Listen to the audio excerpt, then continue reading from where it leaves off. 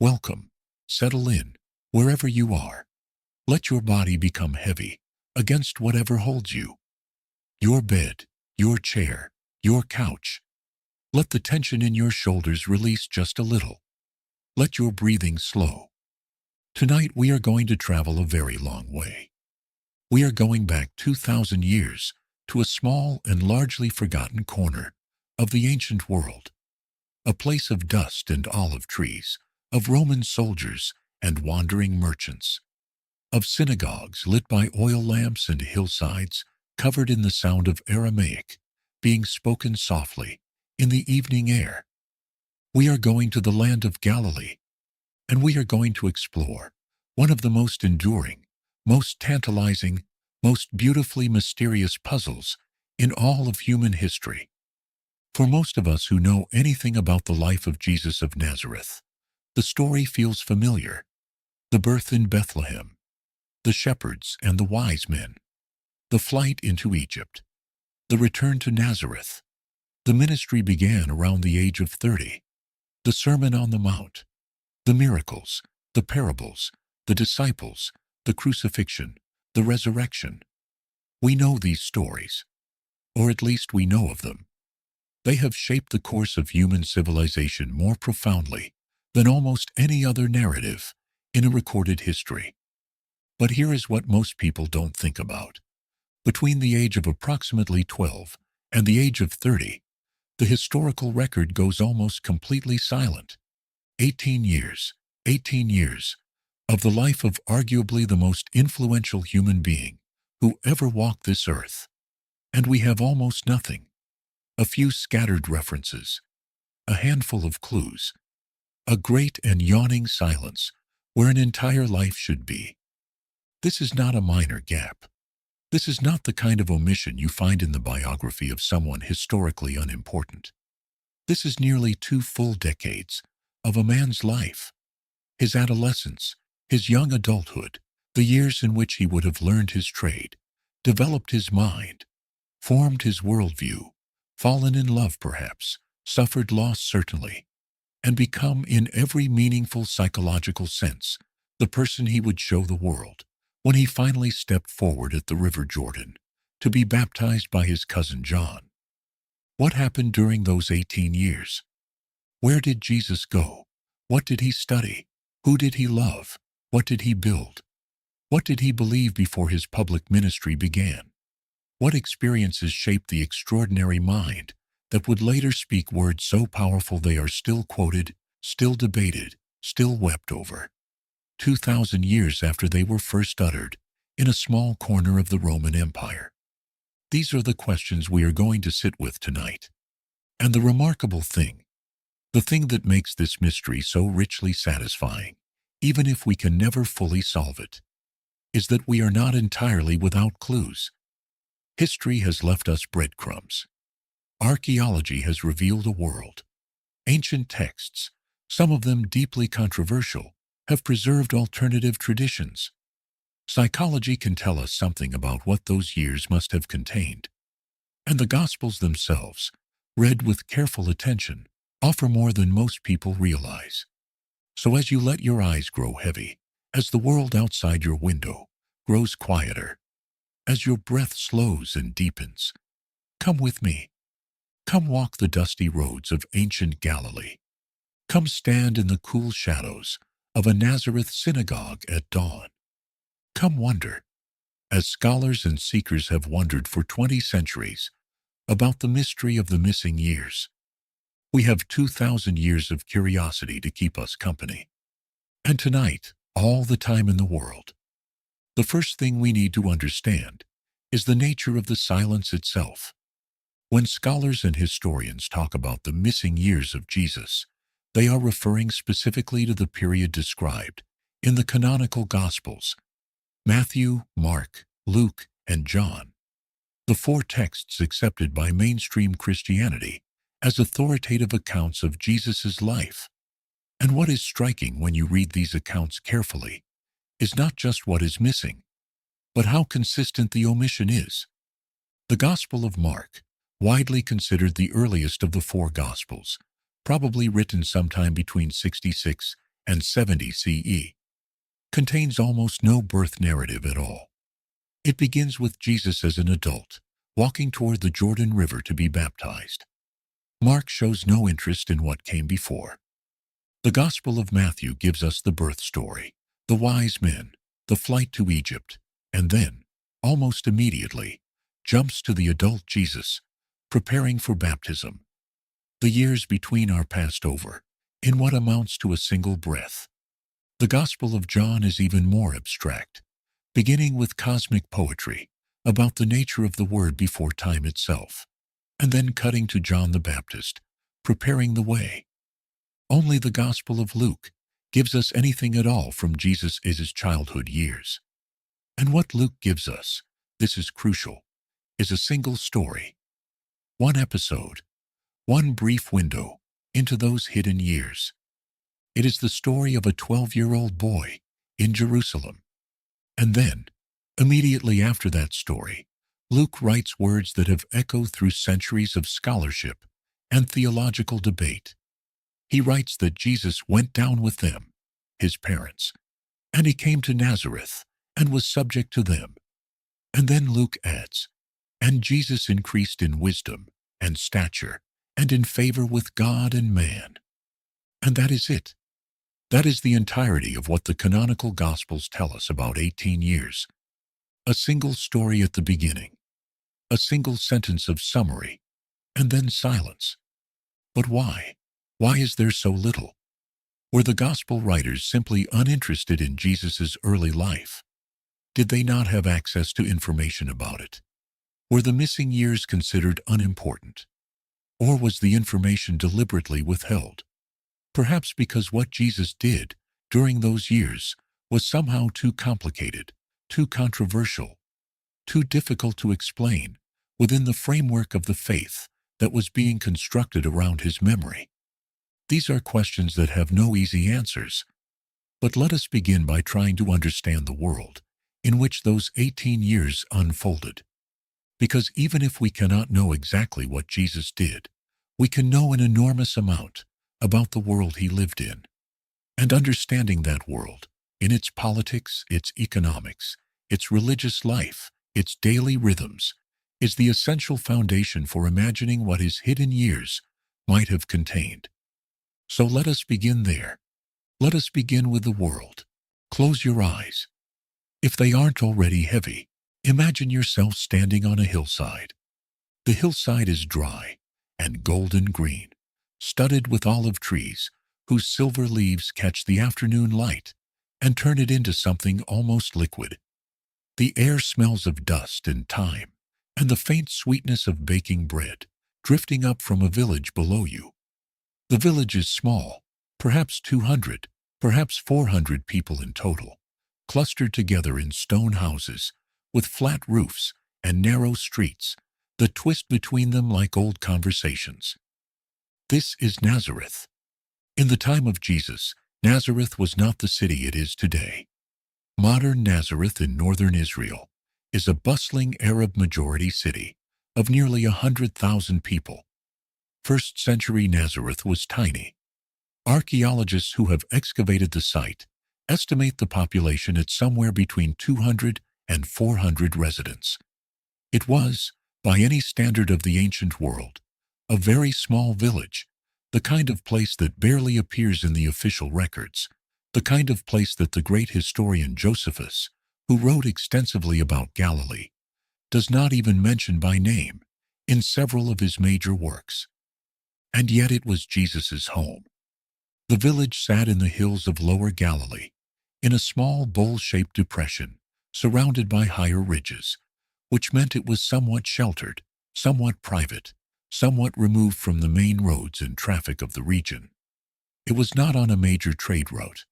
It was not a strategic military position. It was not famous for anything in particular. It was simply a village where people lived and worked and prayed and raised their children and grew old. This is the crucially important fact that we must hold on to as we think about Jesus' missing years. He came from nowhere special. He came from a place so small and so unremarkable that when much later the evangelist Philip told his friend Nathanael that he had found the Messiah, and that the Messiah was Jesus of Nazareth, Nathanael's response was a question that has echoed through history with its blunt geographical skepticism. Can anything good come out of Nazareth?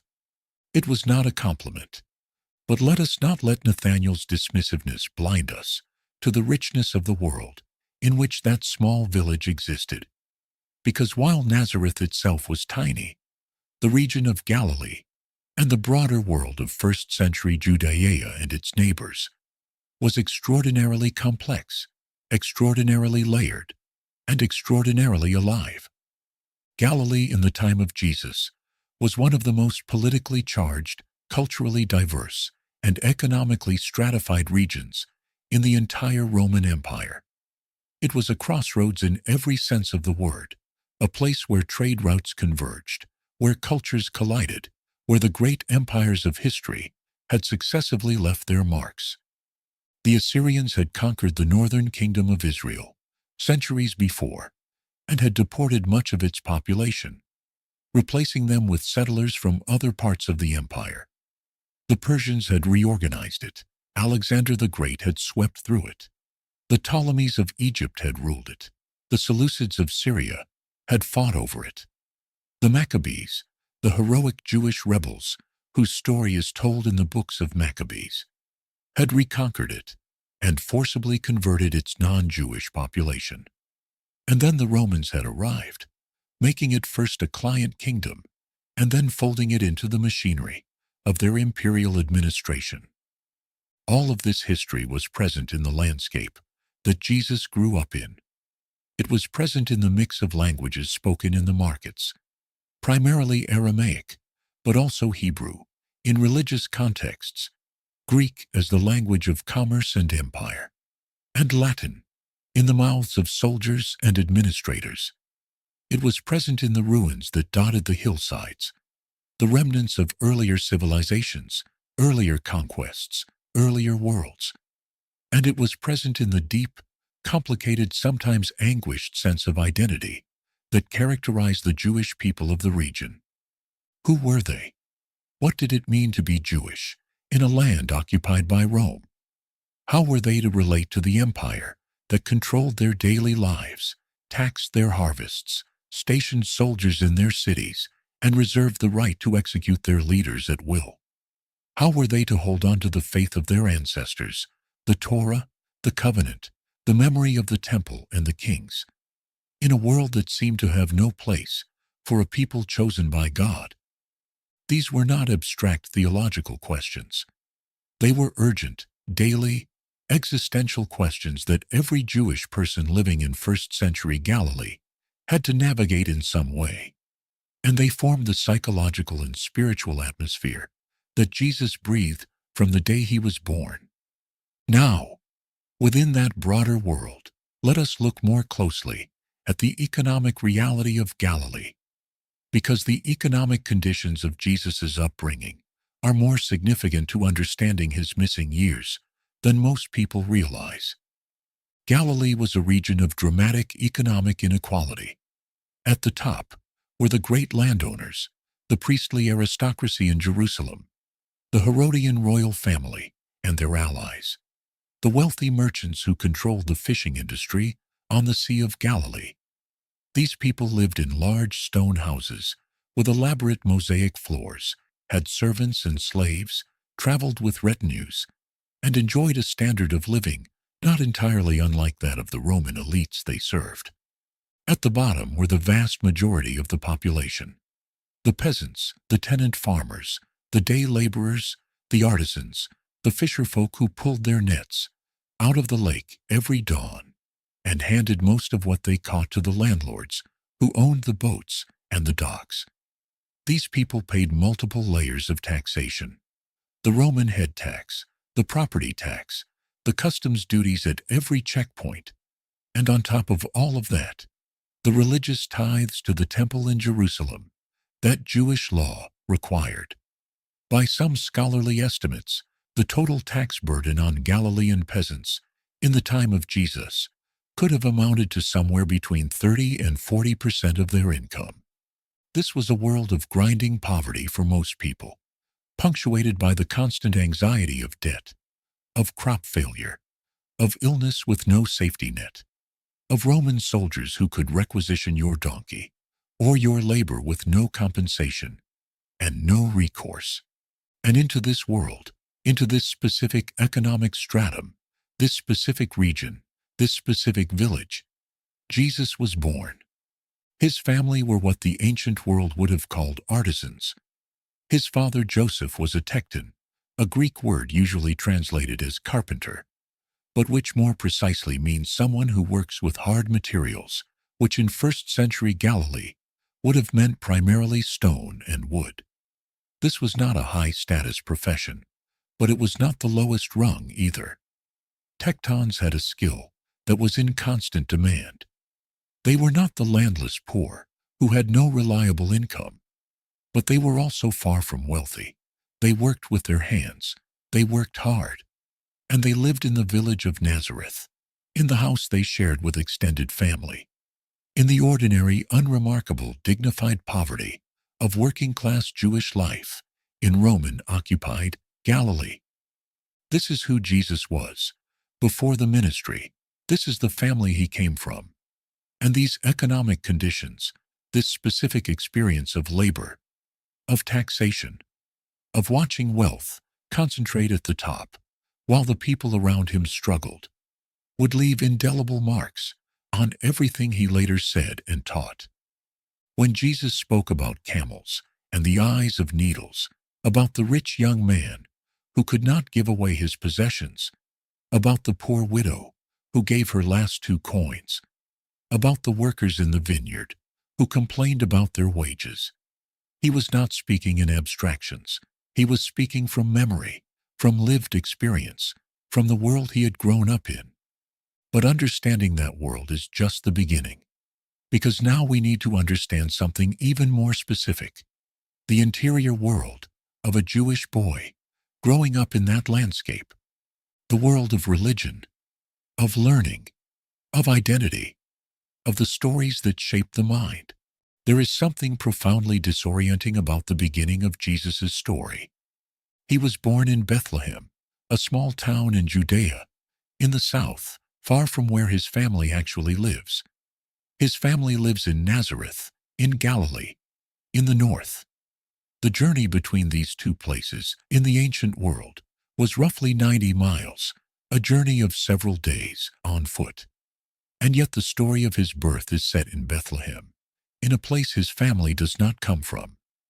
The Gospel of Luke explains this by telling us that Joseph and his pregnant wife Mary traveled to Bethlehem to participate in a Roman census, because Joseph was of the lineage of David, and David came from Bethlehem. The Gospel of Matthew implies the family lived in Bethlehem at the time of the birth, and only later moved north to Nazareth, partly to escape Herod's murderous decree against infant boys, partly following a divine instruction received in a dream. Historians and theologians have debated these birth narratives for centuries.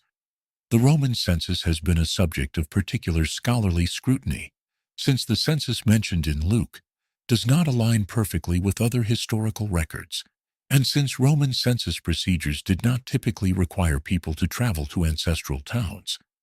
These are complex debates, interesting debates, but they are not the ones we are most concerned with tonight. What matters for our purposes is the trajectory of the story, as the Gospels tell it. Jesus is born in Bethlehem.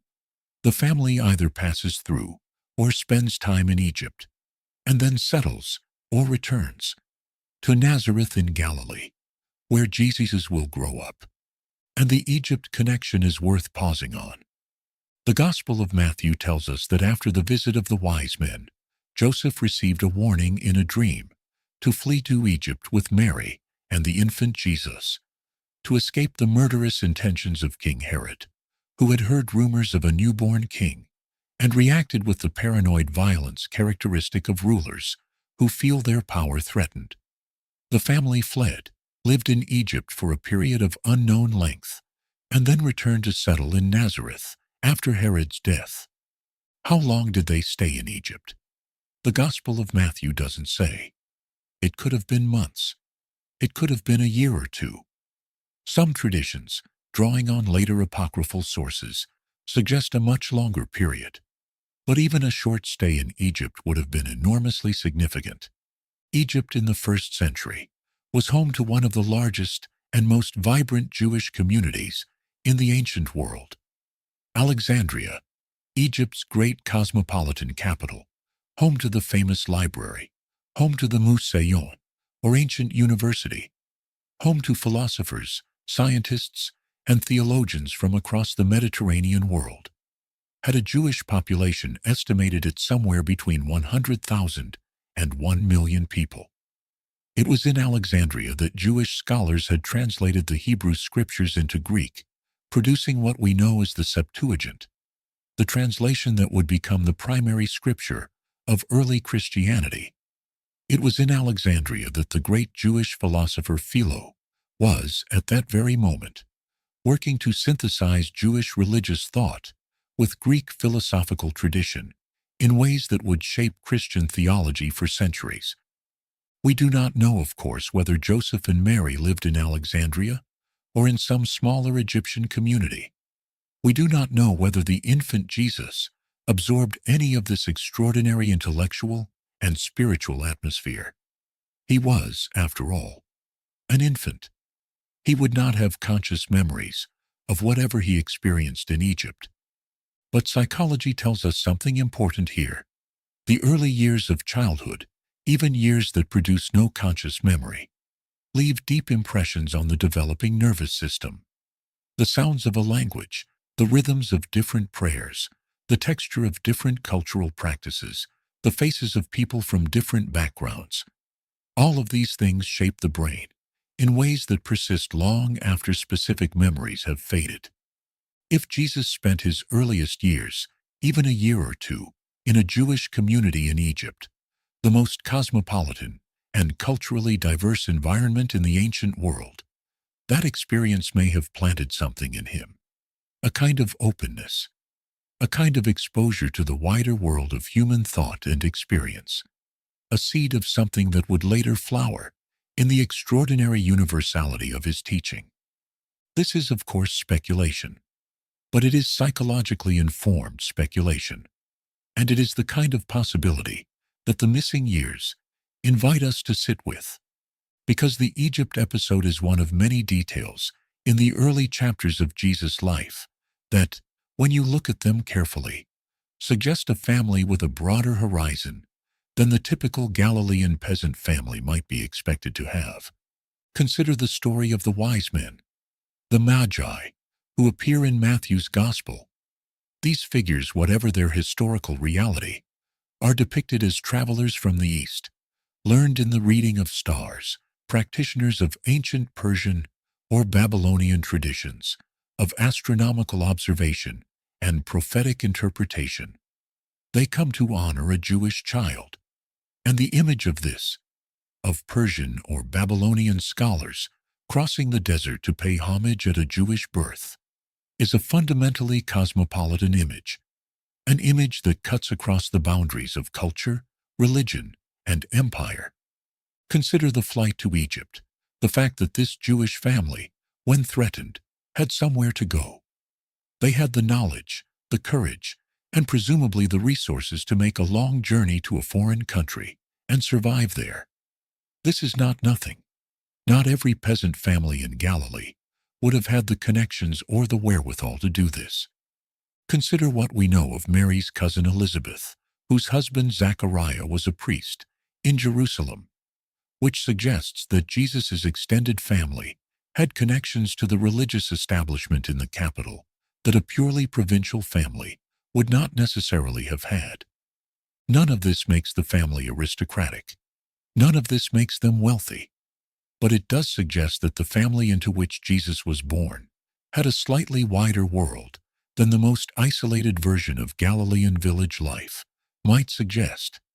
And this matters, because the mind that emerged from those hidden 18 years was not narrow. It was not provincial. It was not limited to the concerns of a single village, a single region, a single tradition. It was, by every measure we can apply to it, extraordinarily broad, philosophically, morally, emotionally, and in its understanding of human nature. Something shaped that breadth. And part of that something was certainly the education, the intense, rigorous, profoundly beautiful educational system into which every Jewish boy of the first century was enrolled. Let us go there now. In the first century of the Common Era, Jewish society had developed one of the most comprehensive and universally applied systems of mass education in the ancient world. Let that land for a moment. Because when we think about ancient education, we often think of the elite, the Greek gymnasium, the Roman rhetorical schools, the great academies of philosophy, where wealthy young men went to learn wisdom. We think of education as a privilege reserved for the few, the wealthy, the well-connected. Jewish education in the first century was not like this. Jewish education in the first century was, at least in theory, and to a remarkable degree in practice, available to virtually every Jewish boy, regardless of his family's wealth or social status. This was a radical idea in the ancient world, and it grew directly from the Jewish theological conviction that every person had a direct, unmediated relationship with God through the Torah, the divine teaching, and that to have such a relationship, every person needed to be able to access that teaching through reading and study. The system had several stages. The first stage was called Bet Safar, literally house of the book. This was elementary school, beginning around the age of 5 or 6. In Bet Safar, children, primarily boys, though girls received some education at home, learned to read and write. The primary text was the Torah, the 5 books of Moses that form the first section of the Hebrew Bible. Children memorized the Hebrew alphabet, learned to recognize and sound out the letters, and began the process of memorizing the text. And by memorizing, I do not mean glancing at it and getting a general sense of the content. I mean memorizing it word for word, line by line, in the original Hebrew, a language that, for many Galilean Jews, was not the language of daily conversation, which was Aramaic, but the sacred language of Scripture and prayer. This is staggering to contemplate. By the time a Jewish boy completed Bet Safar, typically around the age of 10 or 12, he would be expected to have memorized the entire Torah, all 5 books, the entire text, from in the beginning through the death of Moses on Mount Nebo. Every law, every genealogy, every poem, every narrative held in memory. This was not unusual. This was the standard. This was what was expected of an ordinary average Jewish boy growing up in first-century Galilee. If a boy showed particular aptitude and his family could support it, he might then advance to the second stage of education, called Bet Talmud, or Bet Midrash, house of study, or house of interpretation. Here the curriculum expanded to include the rest of the Hebrew Bible, the prophets, the writings, and crucially, the oral tradition, the generations of rabbinic interpretation, debate, and commentary on the Torah that had accumulated over centuries. This oral tradition was itself an enormous body of material, and engaging with it required not just memory, but reasoning, the ability to follow complex arguments, to understand different scholarly positions, to apply abstract principles to concrete situations. Finally, the most advanced students, those who showed exceptional promise, might be accepted as disciples of a particular rabbi, entering the third stage of education, known as Bet Midrash, or rabbinical discipleship. These students did not just study with a rabbi, they followed him everywhere. They watched him interpret the law in real situations. They listened to his conversations. They absorbed not just his knowledge, but his way of thinking, his method of interpretation, his approach to the world. The goal was not simply to know what the rabbi knew, but to become like the rabbi, to internalize his wisdom so completely that it became your own. Now, where does Jesus fit into this system? The Gospel of Luke's account of the 12-year-old Jesus in the temple, which we will examine in detail in the next chapter, gives us a very strong clue. Luke tells us that Jesus sat in the temple precincts among the teachers, listening to them and asking them questions, and that all who heard him were amazed at his understanding and his answers. This description is consistent with the behavior of a young Jewish scholar of the period, the kind of precocious student who engaged with the great teachers not with passive reverence, but with active intellectual participation. This suggests that Jesus, at 12, had already received a rigorous Bet Sefer education, and was perhaps partway through the Bet Talmud stage, or was already attracting the kind of attention that might lead a particularly gifted teacher to consider taking him as a disciple. But we also know, or at least the Gospels strongly imply, that Jesus did not go on to study under a recognized rabbi in the formal way. He did not become a disciple in the conventional sense. He returned to Nazareth. He worked as a carpenter. And then, 18 years later, he emerged as a teacher himself, not in the formal rabbinic tradition, but with an authority that his hearers found extraordinary and unlike anything they had encountered before. What happened in between? The educational system gives us one piece of the puzzle. Whatever else Jesus did, during his missing years, he was not intellectually idle. The mind we see in his later teaching, the mind that quoted scripture from memory, and then turned it inside out with interpretive genius, the mind that could engage with Pharisees and scribes on equal or superior terms, the mind that could speak in parables of such compressed brilliance that they are still being unpacked 20 centuries later. That mind was forged in a process of intense, sustained, disciplined intellectual and spiritual formation. Education was certainly part of that formation, but there is another dimension to the educational world of first-century Judaism that we must not overlook, and that is the role of the synagogue, not just as a place of formal schooling, but as the center of Jewish communal life and the primary location of ongoing adult learning.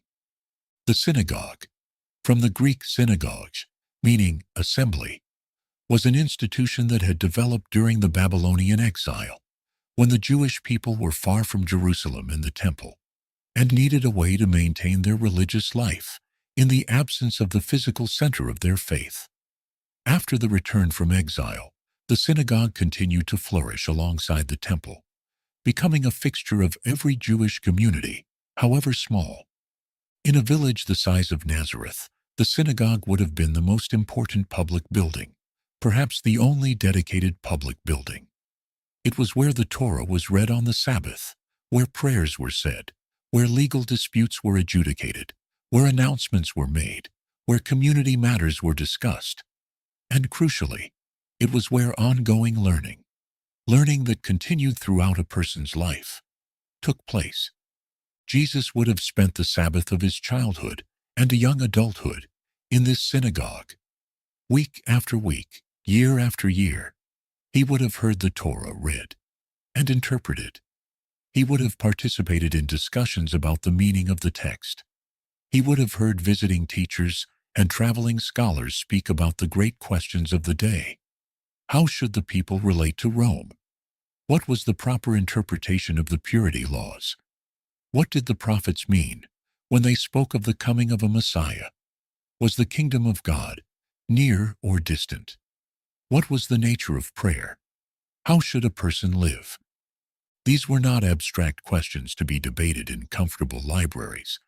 They were the burning questions of daily life, questions with immediate practical implications for how a person worked, ate, prayed, raised children, dealt with neighbors, responded to injustice. And Jesus listened, and Jesus thought, and Jesus developed over 18 years answers that would eventually astonish even the most learned people of his time. But the synagogue education, important as it was not the only formative influence in those hidden years. There was also the trade. We have been building toward this moment. Of all the glimpses we might have into the hidden years of Jesus, only one survives in the canonical Gospels, and it is this, the story of the 12-year-old boy in the temple. Luke tells the story with an economy that is characteristic of his writing. Every detail feels chosen, every word weighted. Let us enter the story slowly, let us inhabit it, and let us see what it reveals. It is Passover. Passover was the greatest of the annual Jewish pilgrimages, the feast that commemorated the liberation of the Hebrew people from slavery in Egypt, the moment when God reached into history and set a captive people free. Every year, Jewish families who could possibly manage the journey made the pilgrimage to Jerusalem to celebrate.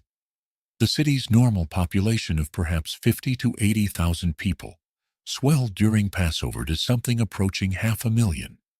Pilgrims from all over Judea and Galilee, from the Jewish communities of the diaspora throughout the Roman Empire, crowding the streets, filling the inns and the houses, and the open spaces, camped in tents on the surrounding hillsides, filling the air with the sound of prayers and songs, and the smell of the sacrificial fires on the Temple Mount. Joseph and Mary went up every year, Luke tells us. This was a family that took its religious obligations seriously, that made the long journey from Nazareth to Jerusalem, roughly 90 miles on foot, a journey of several days, annually. This is another detail that suggests a family of somewhat unusual religious devotion, since not every family could or did manage to make the Passover pilgrimage every year.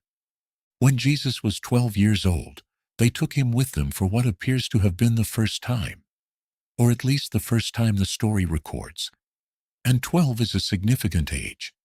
In Jewish tradition, 13 is the age at which a boy becomes bar mitzvah, son of the commandment, a full adult member of the Jewish community, responsible for following all the commandments of the Torah. The year before this threshold, the year of preparation, was when a boy began to be introduced to the full weight of adult Jewish life.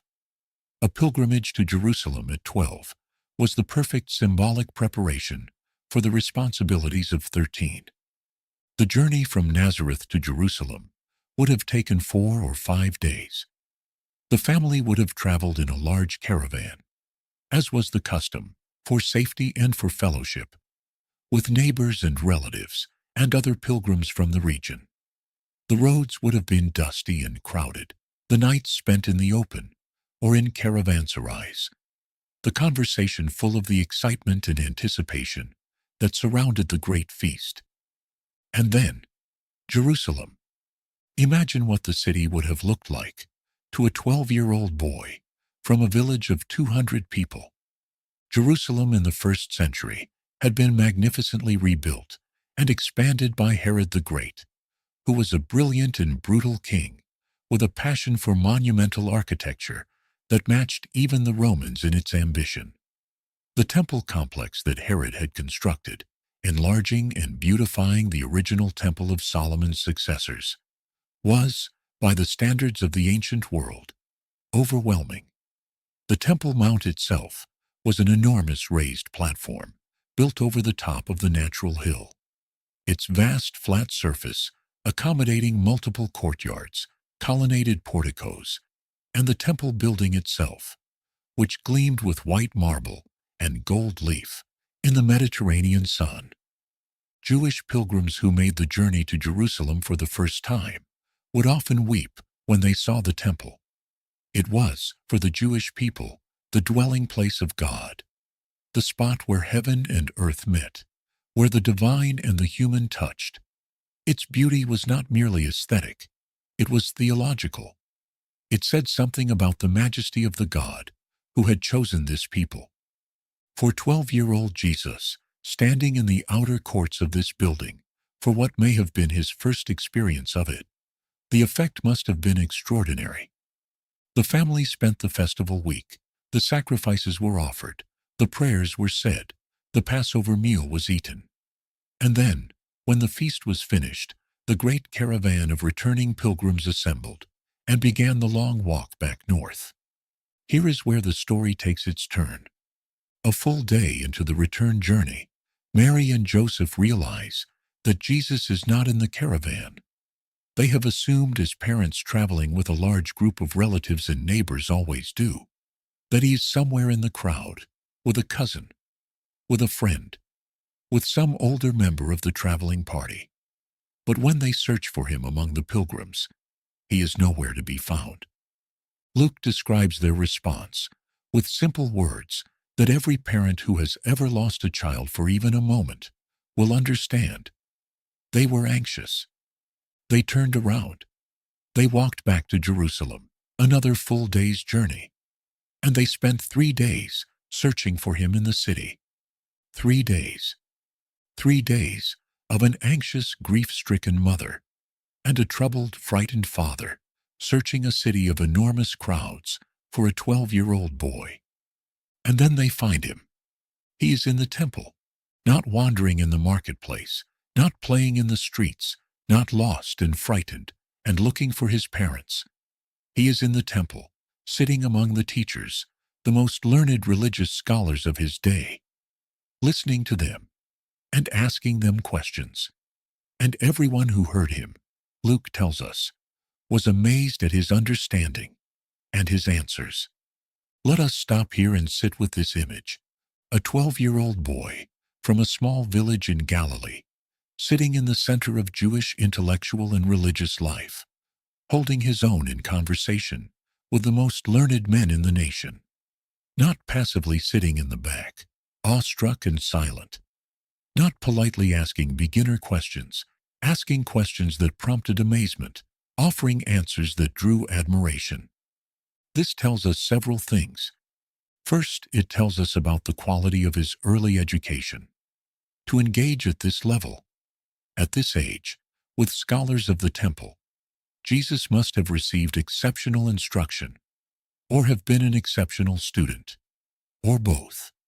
The curriculum of Bet Sefer was the foundation, but the ability to answer questions in a way that amazed temple scholars suggests a level of engagement with the oral tradition, with the interpretive debate, with the prophetic literature that goes beyond what an ordinary elementary education would produce. Second, it tells us about his temperament. He is not afraid. He is not intimidated. He is engaged, interested, present, intellectually alive, in a way that the 12-year-old version of most people simply is not. This is a boy who is at home in the world of ideas, who finds genuine delight in the rigorous examination of difficult questions. Third, and this is the part that has generated the most theological reflection, it tells us about his sense of identity and purpose. When Mary finds him and gently, lovingly rebukes him, "Son, why have you treated us like this?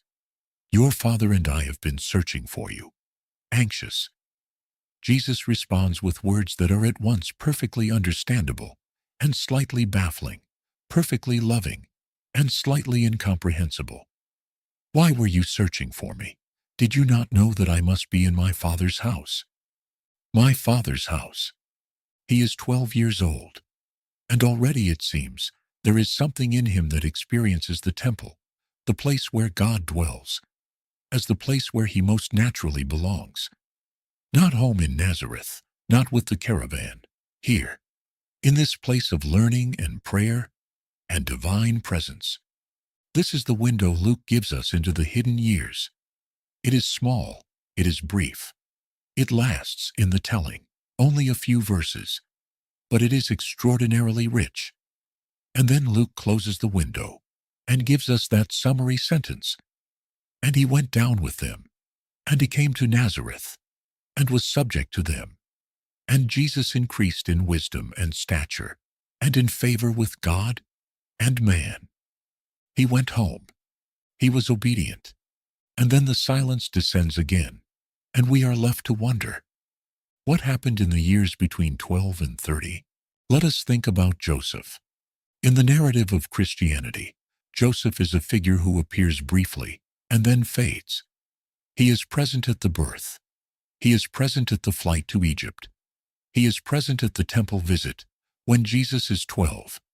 And then he is absent, completely, entirely, without explanation. Joseph is not mentioned anywhere in the accounts of Jesus' adult ministry. When Jesus returns to Nazareth and preaches in the synagogue, and the congregation turns against him, the people refer to him as the Son of Mary, a formulation that, in a culture where a man was typically identified by his father, strongly suggests that Joseph is already dead. When Jesus is dying on the cross, he makes provision for his mother's care by entrusting her to the disciple John, an act that only makes sense if there is no male family member, father, older brother, who would naturally have assumed that responsibility. The most reasonable conclusion from all of this evidence is that Joseph died sometime during the years of Jesus' youth, probably before the beginning of the public ministry, possibly when Jesus was still a teenager or young adult. And this changes everything about how we understand the missing years. Because if Joseph died when Jesus was, say, 15 or 16 or 17, if he died while Jesus was still a young man at home in Nazareth, then the missing years are not simply a period of private development and preparation. They are a period of responsibility, of duty, of work. Jesus, as the eldest son of the family, would have inherited his father's trade. He would have become the tekton, the craftsman, the builder of the family. He would have been responsible for providing income for his mother and his siblings. He would have been, in every practical sense, the head of the household. This is not a small thing. This is an enormous thing. It shapes everything. The life of a tekton in first-century Galilee was physically demanding, economically precarious, and socially complicated. A carpenter builder in a region like Galilee did not simply sit in a workshop and make furniture. He went where the work was. He bid on construction projects. He worked alongside other craftsmen on building sites. He negotiated with clients who were often wealthier than himself. He traveled, at least locally, to find and complete jobs. And during the very years Jesus was growing up, there was an enormous amount of construction work happening in the vicinity of Nazareth.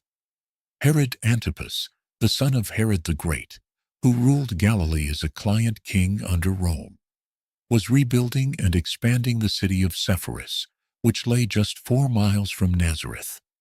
Sepphoris was being transformed from a provincial town into a grand Hellenistic city, complete with a theater, a colonnaded street, elaborate mosaic-floored houses, and all the architectural paraphernalia of Roman-style urban development. 4 miles, a brisk walk of an hour and a half, perhaps 2 hours, close enough to walk to and from in a single day. Is it possible? Is it even likely that Joseph and then Jesus worked on the construction of Sepphoris? Many scholars think so. And if they did, the implications are profound. Because Sepphoris was not Nazareth. Sepphoris was a cosmopolitan city in the process of being built in the Roman style, with all the cultural mixing that entailed. Working there would have exposed a Galilean craftsman to the full range of the Roman world. Its architecture, its art, its social hierarchies, its languages, its officials, its merchants, its pleasures, and its brutalities. Working in Sepphoris, a young Jesus would have had direct daily contact with the Greco-Roman world that he had been born into, but that his village life in Nazareth largely insulated him from. He would have worked alongside non-Jewish craftsmen. He would have heard Greek, spoken as a working language. He would have seen Roman art and architecture up close. The theater with its performances, the public buildings with their imperial statuary, the wealthy houses with their elaborate decorations. And he would have seen Every day, the economic divide that made it all possible. The wealthy patrons who commissioned the buildings and paid the wages. The workers who built them, living on daily wages that barely covered food and rent. The system that extracted the labor of the many to create beauty and comfort for the few. Every parable Jesus later told about laborers and vineyard owners, about servants and masters, about the rich and the poor, about those who worked with their hands and those who collected their earnings. Every one of those stories was rooted in direct experience. Experience gained in the years we cannot see. The trade of the carpenter taught Jesus something that no amount of formal education could teach. It taught him the weight of wood, the resistance of stone, the satisfaction of creating something useful and lasting with his hands. It taught him what it meant to work for a living. It taught him patience. Because carpentry and building require patience, require careful measurement and planning, require the willingness to redo what hasn't been done right. And it taught him something about time, about the process, about the fact that nothing worth building happens instantly, that great structures require long preparation, careful foundations, sustained effort, the willingness to work unseen, on parts of the building that no one will ever look at, but that everything else depends on. There is a kind of wisdom in that, the wisdom of the craftsman, the wisdom of someone who understands that the foundation determines everything. We will never know exactly what Jesus built with his hands during those missing years, but we know that he built something. We know that he worked. And we know that the metaphors of building and growth and craft run through his teaching like a deep and living current, drawn from a source of real, physical, embodied experience. Anyone who hears these words of mine and puts them into practice is like a wise man who built his house on rock. This is not an abstraction. This is something a carpenter said. This is the observation of a man who understood, from personal experience, that the difference between a house that stands and a house that falls is the quality of what you cannot see, the foundation. The word tekton appears in the New Testament in connection with Jesus precisely twice. In Mark 6:3, when Jesus returns to Nazareth and teaches in the synagogue, the people ask, "Is not this the tekton, the son of Mary?" In Matthew 13:55, they ask, "Is not this the son of the tekton?" The slight difference is interesting. In Mark, Jesus himself is identified as the craftsman. In Matthew, it is his Father. Together, these two verses establish a clear tradition. Jesus came from a craftsman family, and he himself practiced the craft. The word tekton has had an interesting history of translation. In most English Bibles, it becomes carpenter, which conjures a very specific image: a workshop, a workbench, sawdust and shavings, the smell of pine and cedar, tables and chairs, and perhaps yokes for animals. And there is certainly truth in this image. Wood was a significant part of a tekton's work in the ancient world. But the fuller meaning of tekton is broader. It derives from the same root as our word technology, the Greek root tekon, meaning skill, craft, art. A tekton was a skilled craftsman of hard materials, wood certainly.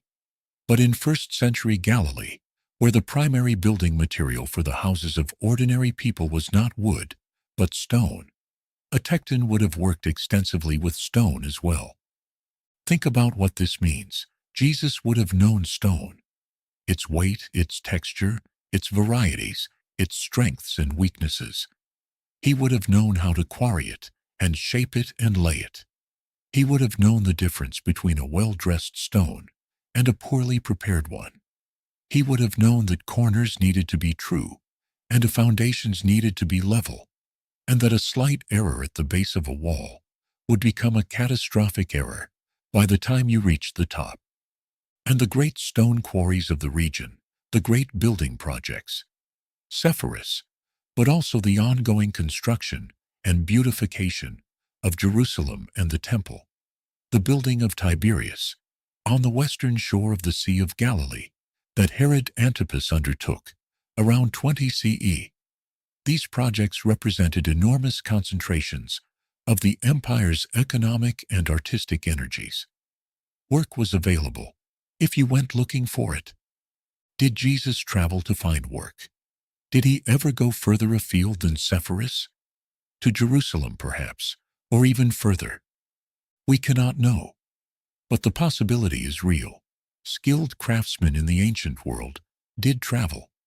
There was a tradition of apprenticeship and wandering that brought craftsmen from project to project across significant distances.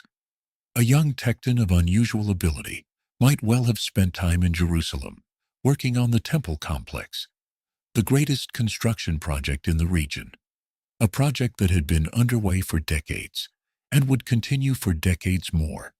And working on the temple would have given Jesus direct access to the center of Jewish religious life, to the priestly establishment, to the money changers and merchants whose presence in the outer courts would later provoke his most dramatic public act.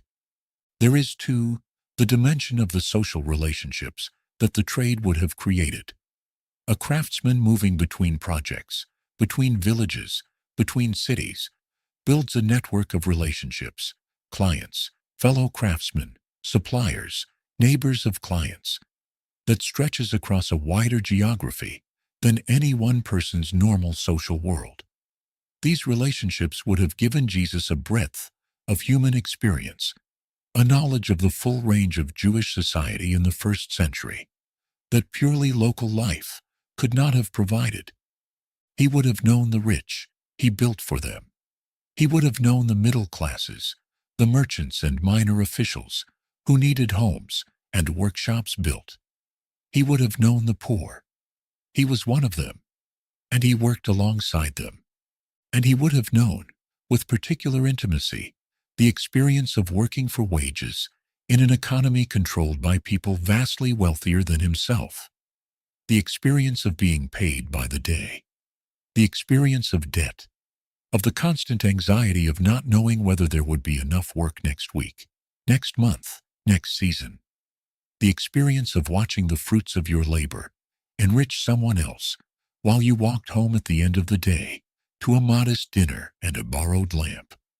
The psychologist and theologian Gerhard Lofink, in his work on the social world of Jesus, argues that the craftsman class of first-century Galilee occupied a unique social position.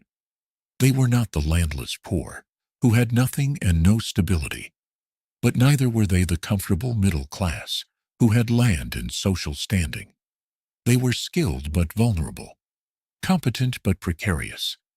And this position, this experience of skill that is never quite enough to provide real security, bred a particular kind of social awareness, a particular sensitivity to the injustices of the economic system that is visible everywhere in Jesus' teaching. But the trade was not only economic, it was also spiritual.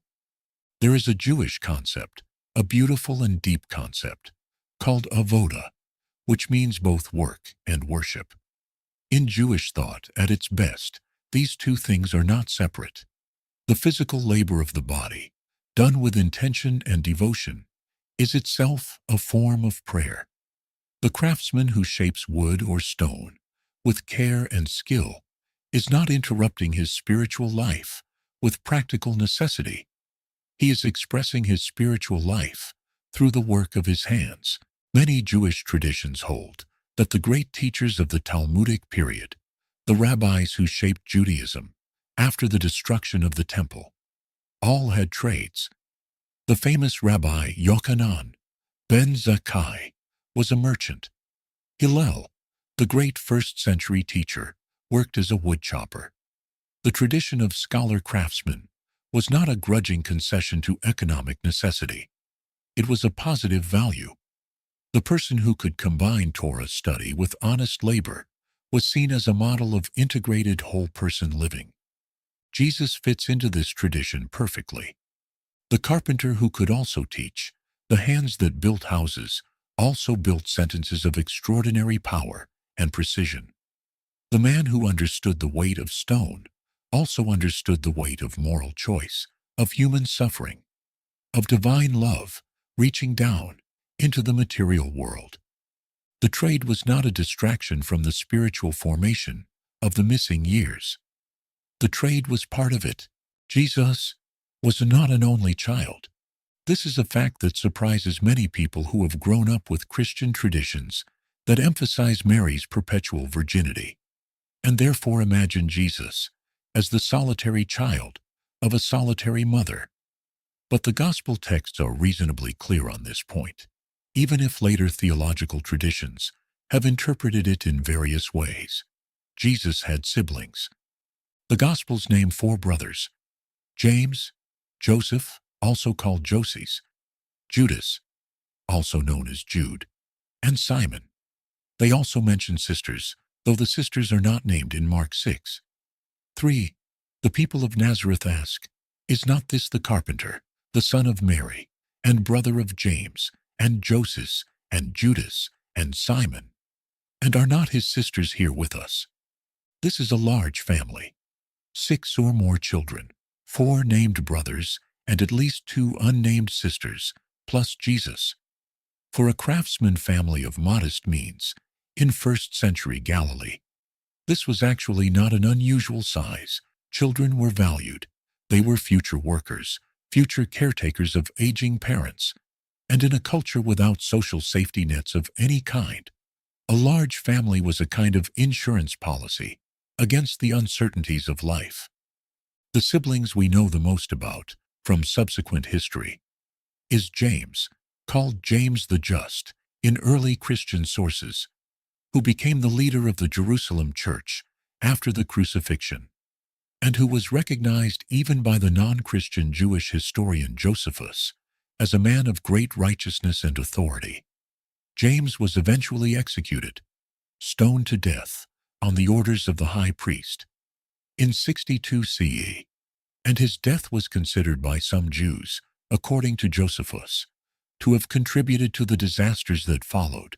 The brother Judas, Jude, is traditionally considered to be the author of the Epistle of Jude in the New Testament, which identifies its author as a servant of Jesus Christ and brother of James. Whether this attribution is historical or not, it suggests that the tradition of Jesus' family maintained an active role in the early Christian movement. So Jesus grew up in a house full of siblings, full of the noise and negotiation and love and competition that characterizes large families everywhere and in every time. He was the oldest, or at least the oldest surviving child, since infant mortality in the ancient world was extremely high. He was the big brother. What did that mean for the formation of his character during the missing years? Psychologists who study birth order have long noted that eldest children often develop particular characteristics: a strong sense of responsibility, a tendency to take charge, an identification with adult values and authority, but also sometimes a certain solemnity, a certain carrying of weight that younger children don't have. The eldest child is the one who watches, who learns, who becomes the model and the protector. And if, as we have suggested, Joseph died when Jesus was a teenager, then the responsibilities of eldest childhood would have become the responsibilities of young adulthood in a very sudden and very real way. He would have had to grow up fast. He would have had to provide, not just emotionally, but economically. He would have had to be not just a brother to his younger siblings, but something closer to a father. This is significant for understanding the psychology of the adult Jesus. There is something in his teaching that has the quality of someone who has carried responsibility for others, the quality of a person who has learned, through experience rather than theory, what it costs to care for people who depend on you. His stories about fathers and sons, the prodigal son, the son who went to work in the vineyard, the heir to a kingdom, have a texture that suggests not just imagination, but memory. Memory of what it felt like to be in a family, to have duties to people you love, to sometimes fail and be failed, And his relationship with his mother Mary is one of the most psychologically rich elements of the entire gospel narrative. Mary appears at several critical moments in the story. She is there at the beginning, at the birth. She is there at the temple when Jesus is 12 and asks her slightly challenging question about why she was searching for him. She is there at the wedding feast at Cana, where she essentially pushes Jesus into his first miracle. They have no wine, she tells him, and when he responds somewhat evasively, she simply turns to the servants and says, "Do whatever he tells you," setting the miracle in motion with the absolute certainty of a mother who knows her son. She is there at the crucifixion, at the very foot of the cross, watching. This is a woman of extraordinary character. The courage it would have taken to stand at the foot of a cross, to watch your child die in the most brutal manner the Roman world had devised, is almost impossible to imagine. And yet she was there, present, bearing witness. What was Mary to Jesus during the hidden years? She was the person who knew him before the ministry, before the fame, before the miracles. She knew him as a child, as an adolescent, as a young man learning his father's trade. She knew him in his ordinary, unremarkable daily humanity. The Jesus who was tired at the end of a long day's work. The Jesus who was hungry and needed to eat. The Jesus who was frustrated when stone wouldn't cut cleanly or wood wouldn't cooperate. She was the keeper of the story of his beginning. The birth, the wise men, the flight to Egypt, the strange and beautiful and frightening start of his life. Luke tells us in 2 separate places that Mary treasured all these things and pondered them in her heart. She was the custodian of the mystery of her son, holding it carefully, turning it over in her mind, waiting to understand what it all meant. The relationship between Jesus and Mary during the hidden years was the relationship at the center of his ordinary life. It was the love that required no explanation and asked nothing in return except presence. It was the anchor. And the anchor mattered, because the mind that was developing during those 18 years, the mind exploring, questioning, wrestling with enormous questions about God and justice and human suffering and the nature of love, needed an anchor, needed something stable, something ordinary, something warm. The family was that anchor. The brothers and sisters, the mother, the Sabbath meals, the rhythms of ordinary Jewish life, the prayers said in the morning and in the evening, the blessings over bread and wine, the weekly gathering in the synagogue, the annual round of festivals, Passover, Shavuot, Sukkot, Rosh Hashanah, Yom Kippur, that structured the year and embedded a person's life in a larger story of divine redemption and human obligation. These things were the container within which the extraordinary interior development of the hidden years took place. Joseph.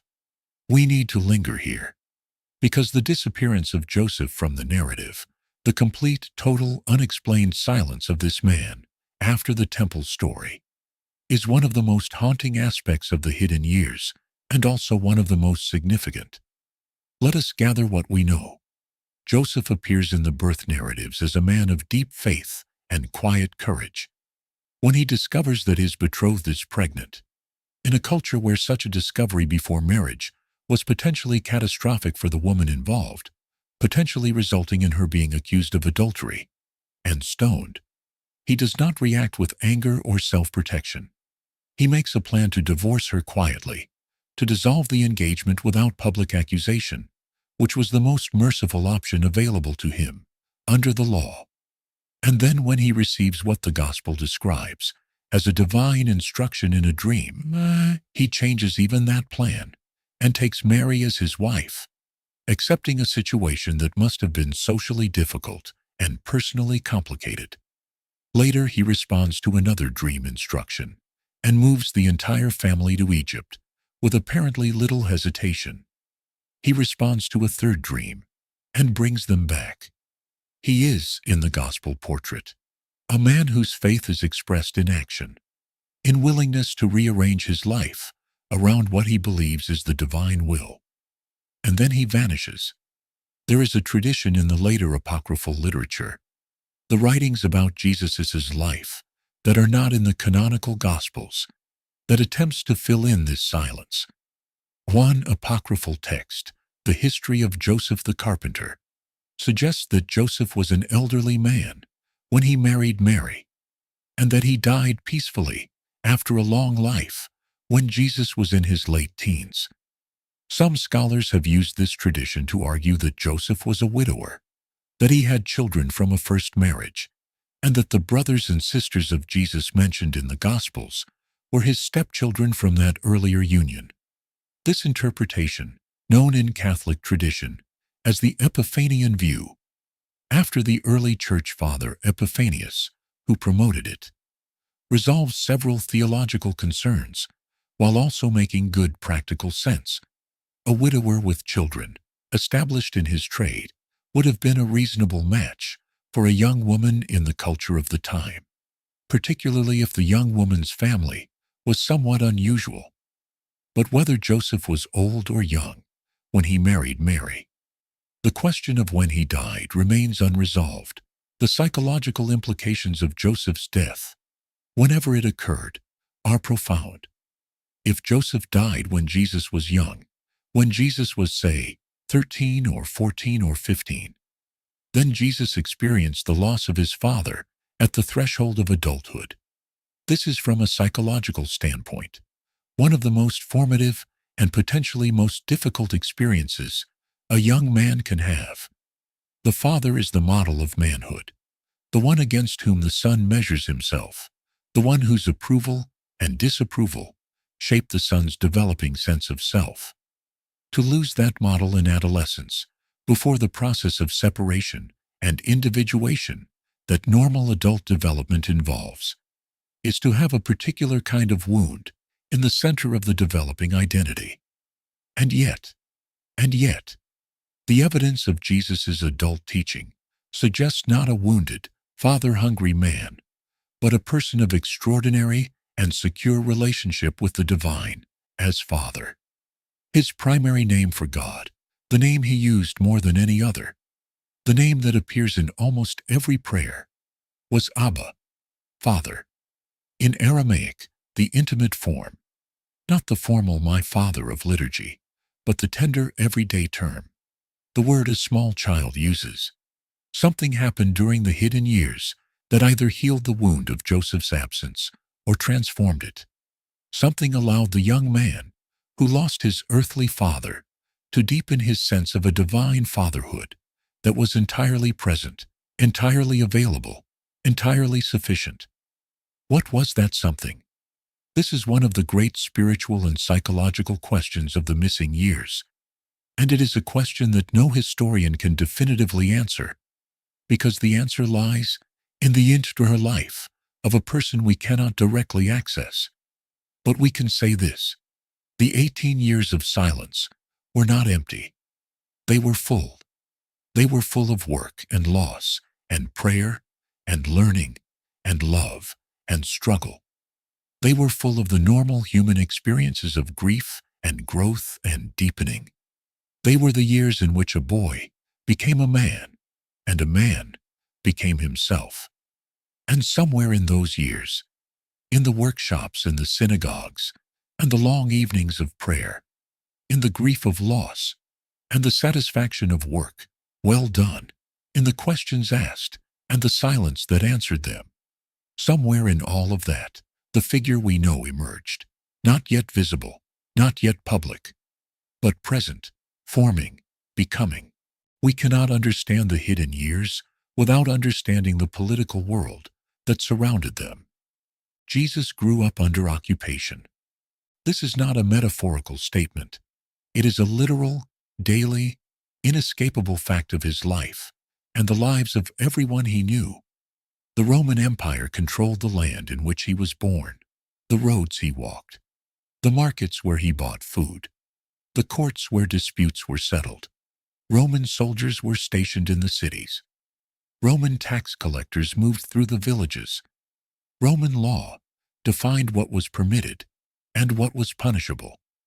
Roman power, backed by the largest and most effective military force the ancient world had ever seen, was the ultimate reality behind every aspect of daily life. And it was not a benign power. The Rome that governed Judea and Galilee in the time of Jesus was an empire that had, within living memory, conducted several brutal military campaigns in the region. Herod the Great, king at the time of Jesus' birth, had maintained his throne partly through mass executions of potential rivals, including members of his own family. After Herod's death in 4 BCE, there were widespread Jewish uprisings that the Romans suppressed with extraordinary violence. The historian Josephus records that the Roman general Varus crucified approximately 2,000 rebels in a single campaign. Crucifixion. The method of execution that would eventually be applied to Jesus was not unusual in first-century Judea. It was the standard Roman method of executing lower-class criminals and political troublemakers. It was specifically designed to be visible.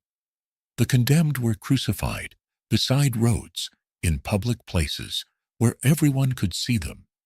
It was a method of terror as much as execution, a message sent by empire to subject population about the consequences of resistance.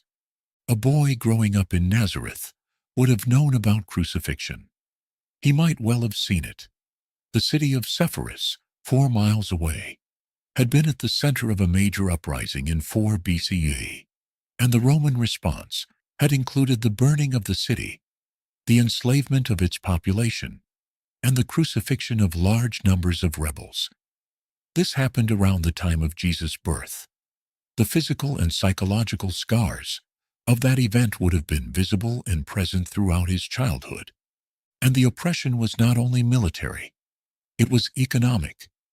We have already mentioned the tax burden, the crushing weight of Roman taxation, layered on top of the traditional Jewish religious obligations. But the economic subjugation went even deeper. The Roman system was organized around the extraction of resources from subject provinces to feed the imperial center.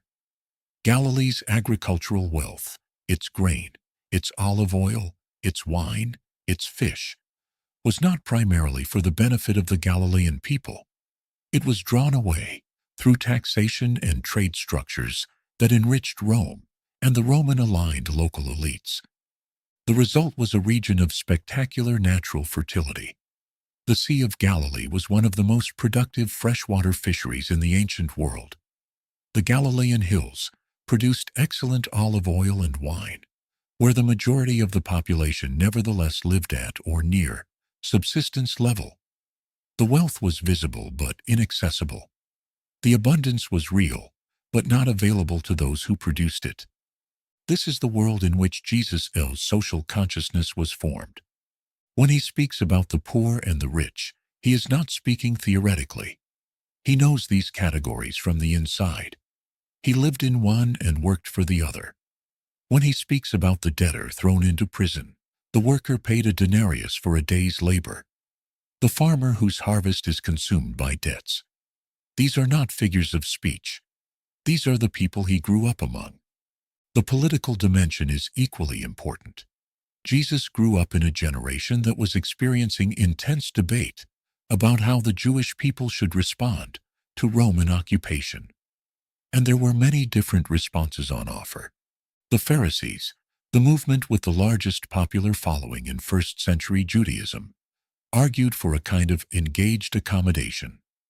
Observe the Torah meticulously, maintain Jewish distinctiveness and identity, but do not seek military confrontation with Rome, which would only result in more suffering. The Pharisees believed that faithful Torah observance was itself a form of resistance, that maintaining Jewish identity in the face of the homogenizing pressure of empire was a revolutionary act. The Sadducees, the priestly aristocracy who controlled the temple establishment, took a different view. They cooperated with Rome. They worked within the imperial system, negotiating the terms of Jewish autonomy while accepting Roman political supremacy. For them, the survival of the temple and the continuity of Jewish life was worth the price of collaboration. The Zealots, a loose movement of various groups committed to active, violent resistance, argued that collaboration was a betrayal, that God would never allow his people to be liberated from Rome, except through their own willingness to fight, and that picking up the sword was both a religious duty and a political necessity. This movement would eventually lead to the Great Revolt of 66-73 CE and the catastrophic destruction of the Temple in 70 CE. And there were the Essenes, a movement we will examine in much more depth in a later chapter, who withdrew from ordinary society to live in communities of radical purity, believing that mainstream Judaism had become corrupted and that only a remnant community following a strict version of the law could survive the coming apocalypse. Jesus, during his hidden years, was navigating among all of these competing visions of Jewish identity and Jewish response to Rome. He was listening to the debates in the synagogue, watching the Pharisees and their disputes, hearing the arguments of the Zealots, perhaps encountering the writings of the Essenes, or even meeting members of their communities. And he was forming his own view, a view that would, when he finally expressed it publicly, manage to be deeply rooted in the Jewish tradition, while simultaneously challenging every existing faction, including the Pharisees, including the temple establishment, including the Zealots, including anyone who simply wanted to maintain the comfortable positions of their religious and social tribe. The view he was forming, in the silence of those 18 years, was something new, something that had never been said before in quite this way, something that would take the world by surprise. But it did not emerge from nowhere. It emerged from 18 years of living in this world, watching it, thinking about it, praying about it, suffering under it, and finding joy within it. And gradually, slowly, the way stone is shaped by water, developing the wisdom to say something true about it.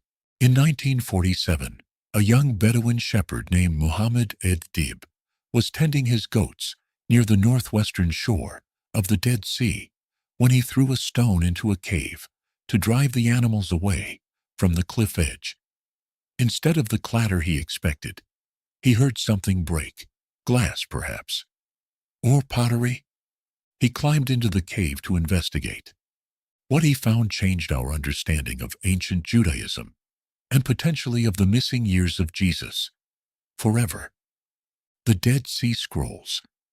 Over the following years, thousands of fragments of ancient manuscripts were discovered in 11 caves near the settlement of Qumran on the Dead Sea's western shore.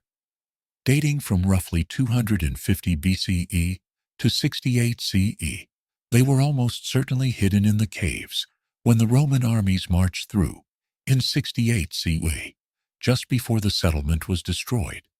The scrolls included the oldest surviving manuscripts of the Hebrew Bible and an extraordinary collection of texts related to a Jewish sectarian community.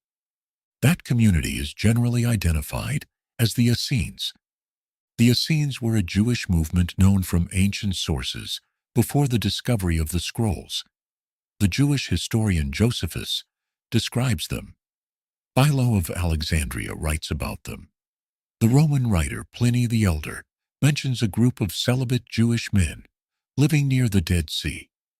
From these ancient sources, scholars had reconstructed a general picture of a community devoted to extreme purity, communal living, intensive study of Scripture, and the expectation of an imminent apocalyptic intervention by God. The Dead Sea Scrolls filled in this picture enormously. They contained the community's own writings, their legal texts, their biblical interpretations, their hymns and prayers, their apocalyptic visions, their organizational rules, and they revealed a community of intense spiritual discipline and extraordinary intellectual vitality. Reading the scrolls, scholars have been struck again and again by parallels with the language and ideas of the New Testament. The community's members called themselves Sons of Light. They shared meals together with a quasi-sacramental quality. They engaged in regular ritual immersion, baptism, for purification. They valued poverty and simplicity. They spoke of a teacher of righteousness who had founded their community and whose teachings they preserved. They expected a messianic figure who would usher in a new age of divine justice. The parallels with the world of Jesus, and particularly with the world of John the Baptist, who lived in the wilderness near the Dead Sea and conducted a baptismal ministry of repentance, have led many scholars to ask, was there a direct connection? Could Jesus have spent time among the Essenes during the missing years? The theory has many proponents and many critics, and the honest answer is that we cannot know for certain. The Gospels never mention the Essenes by name, which is striking, since they mention the Pharisees and Sadducees extensively. This absence is sometimes taken as evidence of separation. Jesus had no connection with the Essenes, and sometimes as evidence of closeness. The connection was too obvious to require mention, or was deliberately obscured. What we can say is this: Jesus' theological language has significant overlaps with Essene theology. The emphasis on poverty and communal sharing, the use of light and darkness imagery, the expectation of divine justice breaking into history, the importance of prayer and purity and intensive scripture study. All of these are features of both Essene community life and Jesus' teaching. Moreover, John the Baptist, who was closely related to Jesus, their mothers were cousins, according to Luke, and who clearly operated from a base in the wilderness of Judea near the Dead Sea, shows even closer Essene connections. His baptismal practice, his wilderness dwelling, his call to repentance, his ascetic lifestyle, all of these fit the Essene profile better than any other known first-century Jewish context. Did John spend time with the Essenes? Many scholars think it is likely. Did Jesus, through John or independently, encounter Essene communities or Essene ideas during the hidden years? The possibility cannot be dismissed. If Jesus did spend time among the Essenes, or at least in serious engagement with their writings and ideas, it would explain several things about the missing years. The Essenes had their own schools, their own processes of formation and study, their own intensive communities of learning. A young man of unusual ability, seeking the kind of serious intellectual and spiritual formation that could not be found in an ordinary Galilean village, might have been drawn to such a community. But there is a reason why. If such a connection existed, it did not end there. Why Jesus did not remain an Essene, or emerge from the missing years, preaching an Essene message. Because the Essenes, for all their genuine spiritual depth, were separatists. They believed that the only response to the corruption of the world was to withdraw from it, to create a pure community, apart from the polluted mainstream of Jewish society, to preserve the remnant that God would ultimately vindicate. They tended to be exclusive, judgmental of those outside their community, convinced of their own righteousness in a way that could shade into spiritual pride. And Jesus was none of these things. Jesus ate with tax collectors and sinners. Jesus touched lepers. Jesus spoke to Samaritans, to Romans, to people of every class and category. Jesus was radically inclusive, in a way that the Essenes, with their strict purity codes, fundamentally were not.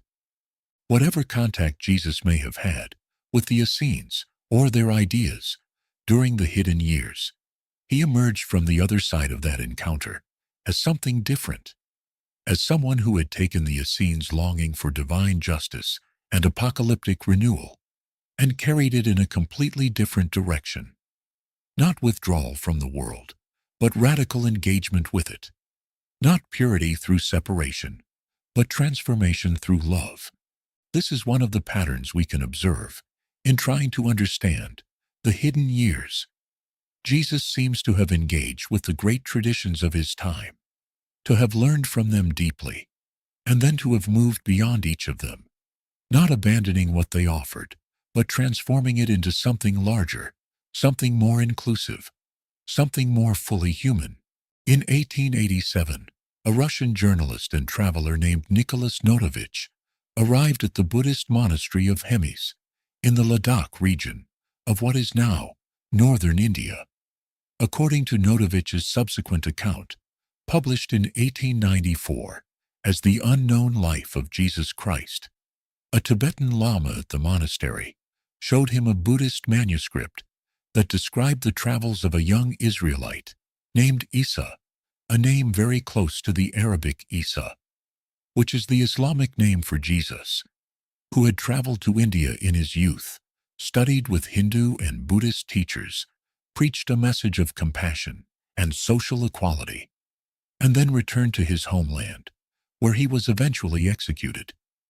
Notovich's claims caused an enormous sensation in the late 19th century and have continued to generate debate ever since. The Isa manuscripts, as they became known, offered a tantalizing answer to the question of the missing years. Jesus had gone east. He had spent his hidden years not in Nazareth working as a carpenter, but traveling through Persia, India, and the Himalayas, studying the wisdom traditions of the East, learning from Buddhist monks and Hindu teachers, and integrating their insights into the unique synthesis that would later emerge as his own teaching. This theory has obvious appeal. It explains the silence of the Gospels. A journey to India would have been unknown or unacknowledged by the Jerusalem-based early Christian community. It accounts for the parallels between Jesus' teaching and Buddhist and Hindu thought that many readers have noticed. The emphasis on compassion, on non-attachment, on the inner kingdom, on the unity of all human beings, and it adds a romantic, adventurous dimension to the hidden years that makes them feel less like a blank and more like an extraordinary odyssey.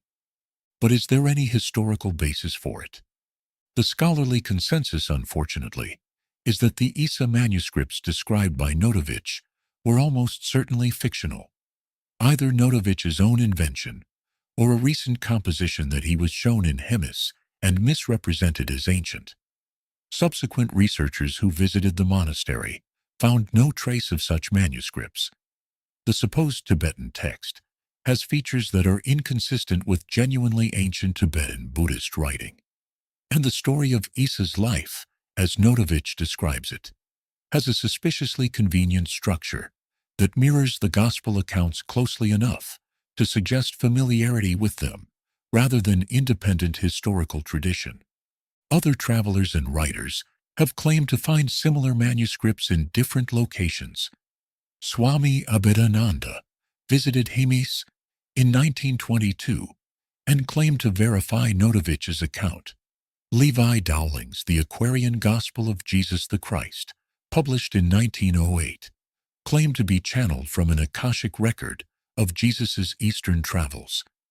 Nicholas and Helena Roerich, the Russian artist and mystic, encountered similar traditions in their Asian travels in the 1920s.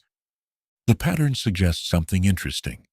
There is a widespread tradition, particularly in the regions of Kashmir, Tibet, and Afghanistan, that associates Jesus with the East. Some of these traditions speak of Jesus surviving the crucifixion and coming to live in Kashmir, where a tomb in Srinagar is still identified by some as his burial place. Others speak of the pre-ministry travels, the years of learning in the East.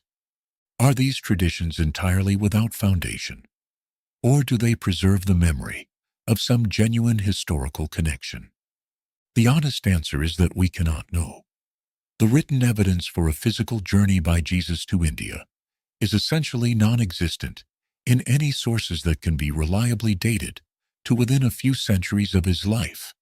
There is no corroborating evidence from Roman records, from Jewish sources, from early Christian writings, or from the documented Buddhist or Hindu traditions of the period that would support such a journey. But the intellectual parallels are real, and they are worth examining. Buddhist thought, as it had developed by the 1st century BCE, emphasized compassion as the highest spiritual virtue. It taught that suffering arises from attachment, and that liberation comes through the cultivation of non-clinging, loving kindness, and the recognition of the fundamental interconnectedness of all beings. It valued humility, simplicity, and the inner life over external religious observance. Hindu philosophy, particularly the Vedantic tradition, taught that the deepest identity of every human being is divine, that the individual soul, Atman, is ultimately one with the universal soul, Brahman, and that true spiritual understanding dissolves the illusions of separation between self and other human and divine. These ideas, compassion, non-attachment, the divine identity of every person, the inner kingdom, do appear, in transformed and distinctly Jewish form, in the teaching of Jesus. The God of Jesus is not the abstract Brahman of the Vedantins, and Jesus' compassion is rooted in the specific covenant relationship between the Jewish God and the Jewish people, rather than in the Buddhist analysis of suffering. But the resonances are there. Did Jesus encounter Buddhist ideas directly, through travelers, or through the extensive trade routes that connected the Mediterranean world to India? Did the traditions of Philo of Alexandria, which attempted a synthesis of Jewish and Greek thought, carry indirect echoes of Eastern philosophy that had entered the Mediterranean world through the channels of commerce and intellectual exchange? These possibilities cannot be ruled out. The ancient world was more connected than we often imagine. The Silk Road was already functioning. Buddhist missionaries had traveled as far west as Alexandria under the reign of the Indian Emperor Ashoka in the 3rd century BCE, and Buddhist monks may well have maintained a presence in Egypt and the eastern Mediterranean during the time of Jesus.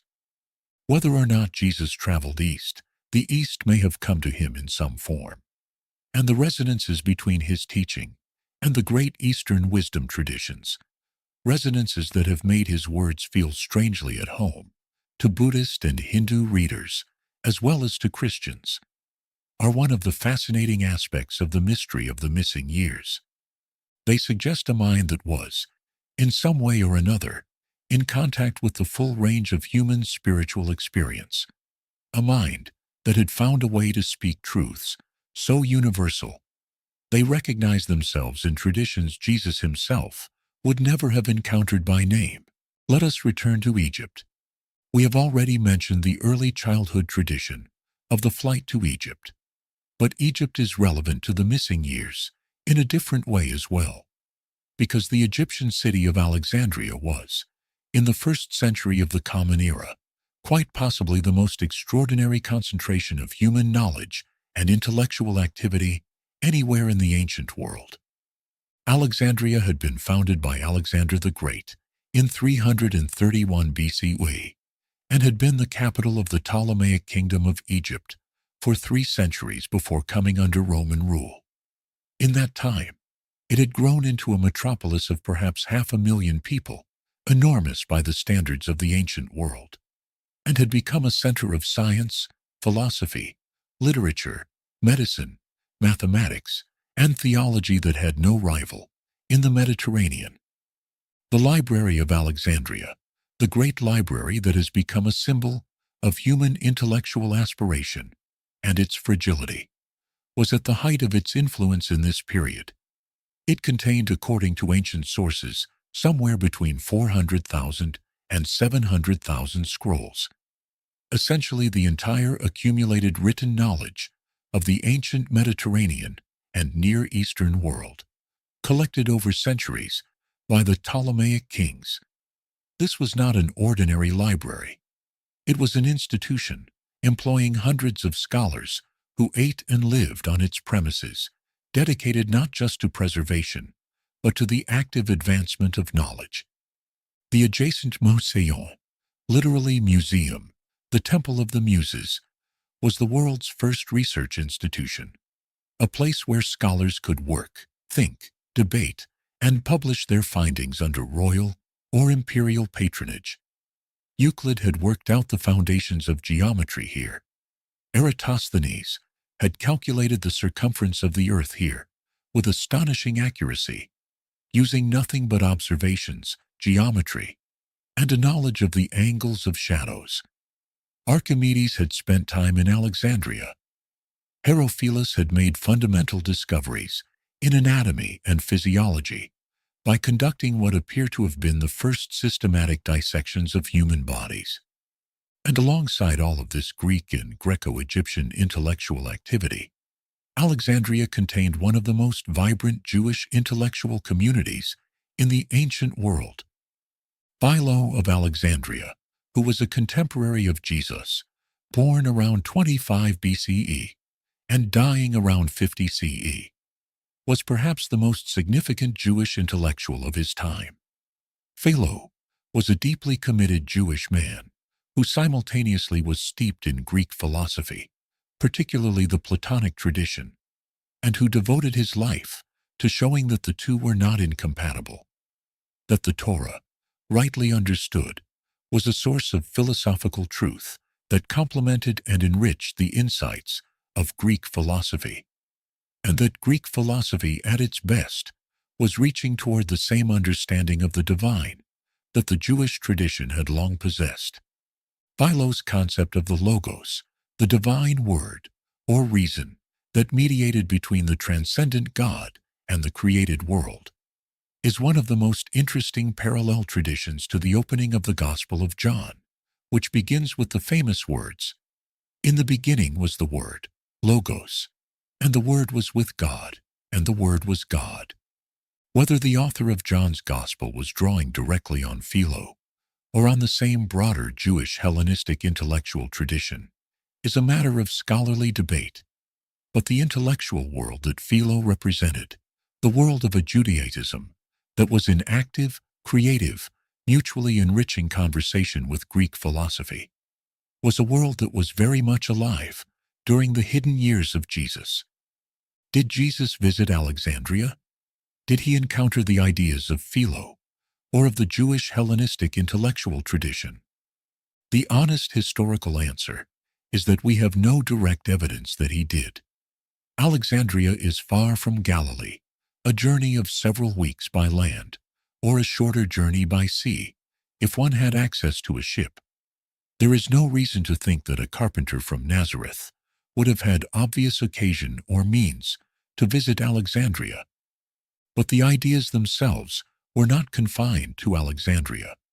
The Jewish Hellenistic synthesis that Philo represented was not unique to him. It was the common intellectual air of educated Jews throughout the diaspora. The Septuagint, the Greek translation of the Hebrew scriptures that the Alexandrian Jewish community had produced, was widely available throughout the Jewish world. Travelers moved constantly between Galilee and Egypt along the Mediterranean coast. The annual pilgrimages to Jerusalem brought Jews from Alexandria and the whole Egyptian diaspora into contact with Palestinian Jews. Ideas traveled even when people didn't. And there is something in Jesus' teaching, a philosophical sophistication, an ability to speak on multiple levels simultaneously, an integration of concrete and abstract, particular and universal, that resonates with the Philo-style synthesis of Jewish and Greek thought. Not because Jesus was a Philonic philosopher, but because the intellectual world that Philo inhabited was, in some form, and to some degree, accessible even in first-century Galilee. The missing years were years in which a young man of unusual intellectual gifts, living in a region that was not isolated from the broader currents of the ancient world, was engaging with the full richness of the tradition he had been born into, and, through that tradition, with the wider world of human thought. How far he traveled physically during those years, we cannot say with certainty. But how far he traveled intellectually and spiritually, that is perhaps the more important question. And the answer, judging by what emerged at the end of those years, is very, very far. Let us now think about the psychology of the hidden years. Not the psychology of what Jesus did, the activities, the travels, the studies, but the psychology of what it means for a person of his particular nature and circumstances to have 18 years of silence before a very public life begins. Modern psychology has a great deal to say about the developmental stages of adolescence and young adulthood, and about the particular challenges and opportunities that those stages present for individuals of unusual gifts and calling. Erik Erikson, the developmental psychologist, whose theory of psychosocial development remains one of the most influential in the field, identified a stage he called the moratorium, a period, typically in adolescence and young adulthood, in which a person delays commitment to adult roles and responsibilities in order to explore, experiment, and develop the inner resources they will need for the life ahead. The moratorium is not laziness or avoidance. It is a necessary developmental process in which the seeds of a person's deepest identity are allowed to germinate in conditions of relative protection and relative freedom.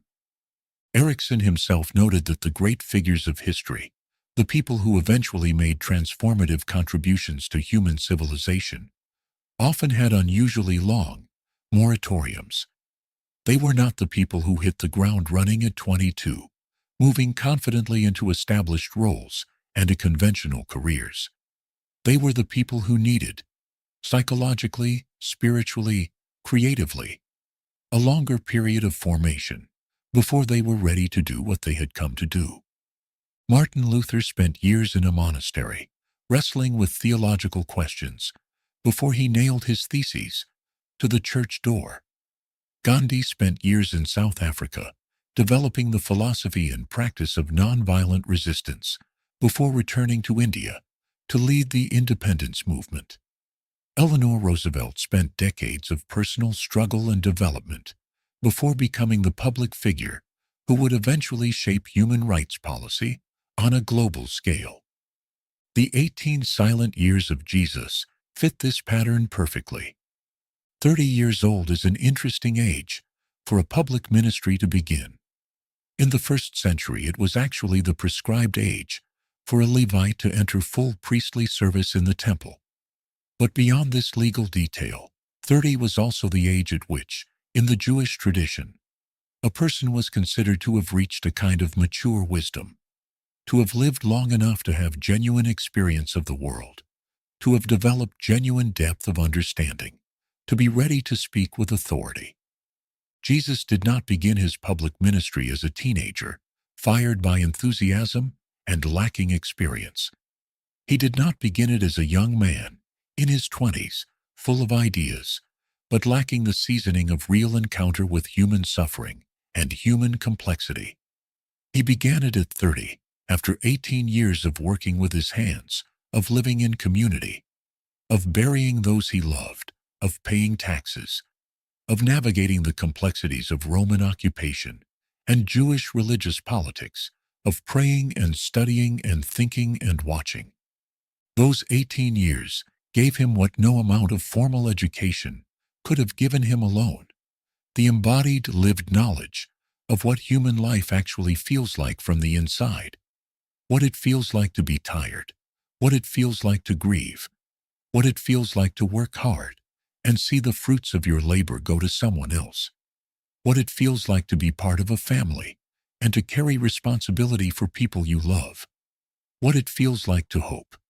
The psychoanalyst D.W. Winnicott spoke of the capacity to be alone, the ability to be with oneself, in one's own interior world, without anxiety, without the need for constant external stimulation or validation.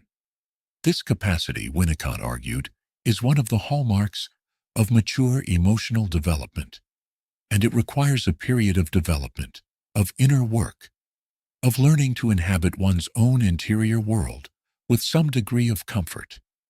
The hidden years of Jesus look, from this perspective, like exactly such a period of development. a long, quiet, inward process of becoming, not dramatically, not visibly, but steadily and deeply, the way a river carves a canyon, through the daily, incremental, patient work of water on stone. And there is something else. The contemplative traditions of virtually every major religion share a conviction that the deepest spiritual development requires silence, requires withdrawal from the noise and busyness of ordinary social life, requires what the Christian mystic tradition calls solitude, what the Buddhist tradition calls meditation, what the Jewish tradition calls hitbonenut, deep introspective contemplation. The desert, which surrounds Galilee and Judea, and which would have been accessible to Jesus throughout his life, was, in the Jewish tradition, a place of special spiritual significance. It was in the desert that Moses received the Torah. It was in the desert that Elijah fled when he had exhausted himself in the struggle for God, and where he heard, famously, incomparably, the still small voice of the divine. Not in the earthquake, not in the wind, not in the fire, but in the silence that came after all of them. It was in the desert that John the Baptist prepared himself for his ministry. And it was in the desert, immediately after his baptism, at the transition from the hidden years to the public ministry, that Jesus spent 40 days in solitude and struggle. The 40 days in the wilderness are usually described as a dramatic test, a spiritual battle, the temptations by Satan, but they can also be read as a final, concentrated version of what the entire 18 years had been. A time apart, a time of silence, a time of interior clarity before the enormously public life that was about to begin. The psychology of the hidden years suggests a person who needed that silence, who was, in some fundamental way, shaped by it, whose extraordinary public presence and confidence, the kind of presence that made people stop what they were doing and follow him, that made the sick feel they had been seen and healed, that made the despised and the marginalized feel that they mattered, was rooted in a deep and solid interior life that had been formed in the quiet of those long, invisible years. The silence was not an absence. The silence was the making of something. The four Gospels of the New Testament, Matthew, Mark, Luke, and John, were not the only gospel texts produced by the early Christian movement. They were eventually the ones selected as canonical, as authoritative, by the process of theological discernment that shaped what we now call Orthodox Christianity. But there were others, many others. The early Christian world was, in its first 2 centuries, remarkably diverse. There were Christian communities in different cities and regions, with different traditions, different emphases, different practices, and different texts that they considered authoritative. Many of these communities had gospel texts, accounts of Jesus' life and teaching, that did not make it into the final canon. Some of these texts were rejected because they were considered late and unreliable. Some were suppressed because they supported theological positions that the emerging Orthodox mainstream found problematic. Some were simply lost. In the 20th century, several remarkable archaeological discoveries brought some of these lost texts back into the light. The most significant was the discovery, in 1945, of the Nag Hammadi Library, a collection of 52 Coptic texts buried in a sealed jar near the Egyptian town of Nag Hammadi, which had been hidden, scholars believe, by monks from a nearby monastery around the time when the Egyptian church began enforcing the canonical list of approved texts. Among these texts was the Gospel of Thomas, one of the most fascinating and most debated ancient Christian texts ever recovered. The Gospel of Thomas is not a narrative gospel like Matthew or Luke. It contains no birth story, no miracle narratives, no passion story. It is simply a collection of 114 sayings attributed to Jesus, the living Jesus, as the text calls him. without narrative framework or context. Many of these sayings have close parallels in the canonical Gospels, but others are unique. And some of the unique sayings have a directness, a profundity, and a strangeness that have convinced many scholars that they preserve authentic traditions about Jesus is his teaching that did not survive in the canonical texts. One of the most striking sayings in Thomas is this: "If you bring forth what is within you, what you bring forth will save you. If you do not bring forth what is within you, what you do not bring forth will destroy you." This is not the language of the canonical Gospels, but it feels entirely consistent with the Jesus of the Sermon on the Mount, the Jesus who spoke of the inner life as the ground of all outer action, who cared more about what was in a person's heart than about external religious observance. Another Thomas saying, "The kingdom of the Father is spread out upon the earth, and men do not see it."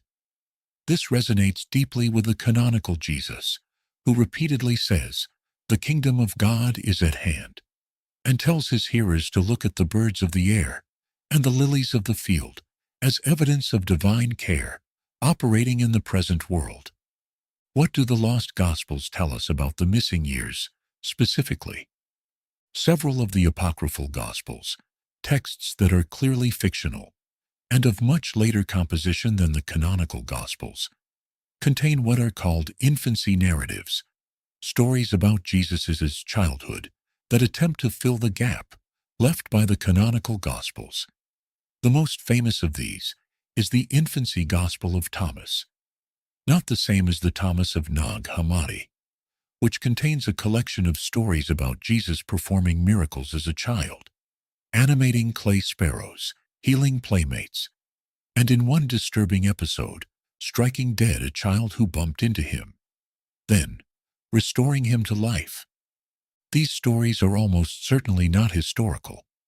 They have the character of legend, miracle stories told to demonstrate the divine nature of a figure whose childhood was otherwise unknown. They are the product of communities that wanted to believe that the extraordinary power visible in Jesus' adult ministry must have been present from his earliest years, and who invented stories to supply that presence.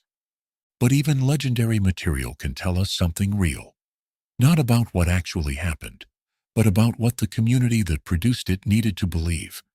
And what these infancy gospel stories tell us is that very early Christian communities were intensely curious about Jesus' childhood and young adult years, were troubled by the silence of the canonical Gospels, and were actively constructing narratives to fill the gap.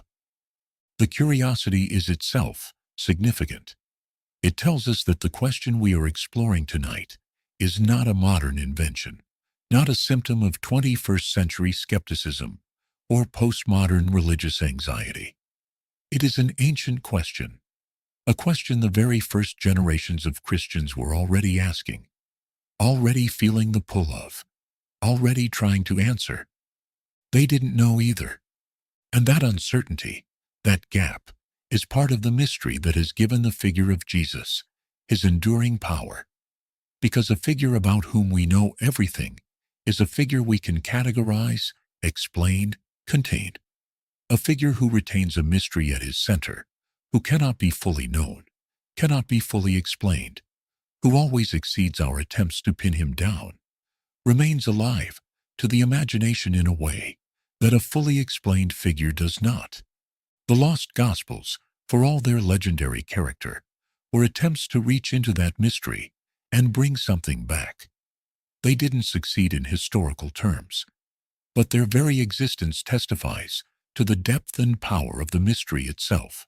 The Dead Sea Scrolls, the manuscripts discovered near Qumran between 1947 and 1956, have transformed our understanding of Judaism in the time of Jesus more profoundly than any other archaeological find of the modern era. Before the scrolls, our knowledge of first-century Judaism came primarily from three sources: the Hebrew Bible, the Old Testament, the writings of Josephus, and the early rabbinic literature collected in the Mishnah and Talmud.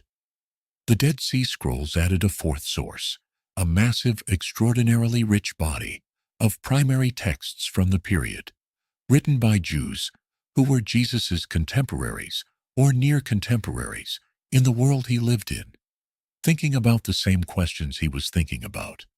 And what the scrolls revealed is a Judaism that was far more diverse, far more dynamic, and far more intellectually and spiritually alive than anyone had previously understood. The Qumran community, the community most scholars believe produced and collected the scrolls, was one of at least several groups within Judaism who were wrestling with the central theological questions of the time. What did it mean to be God's covenant people under foreign occupation?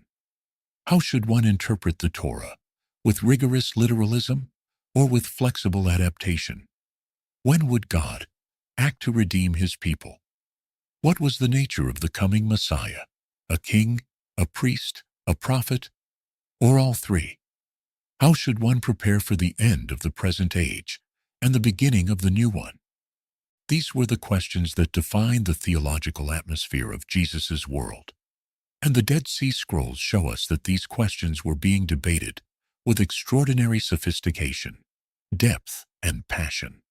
One of the most significant elements of the scrolls for understanding Jesus is the figure known as the Teacher of Righteousness, an unnamed founder of the Qumran community, who appears throughout their texts as a figure of special divine authority, someone who interpreted the Torah with prophetic insight, who suffered persecution from the religious establishment, and whose teachings the community preserved and followed as a path to salvation.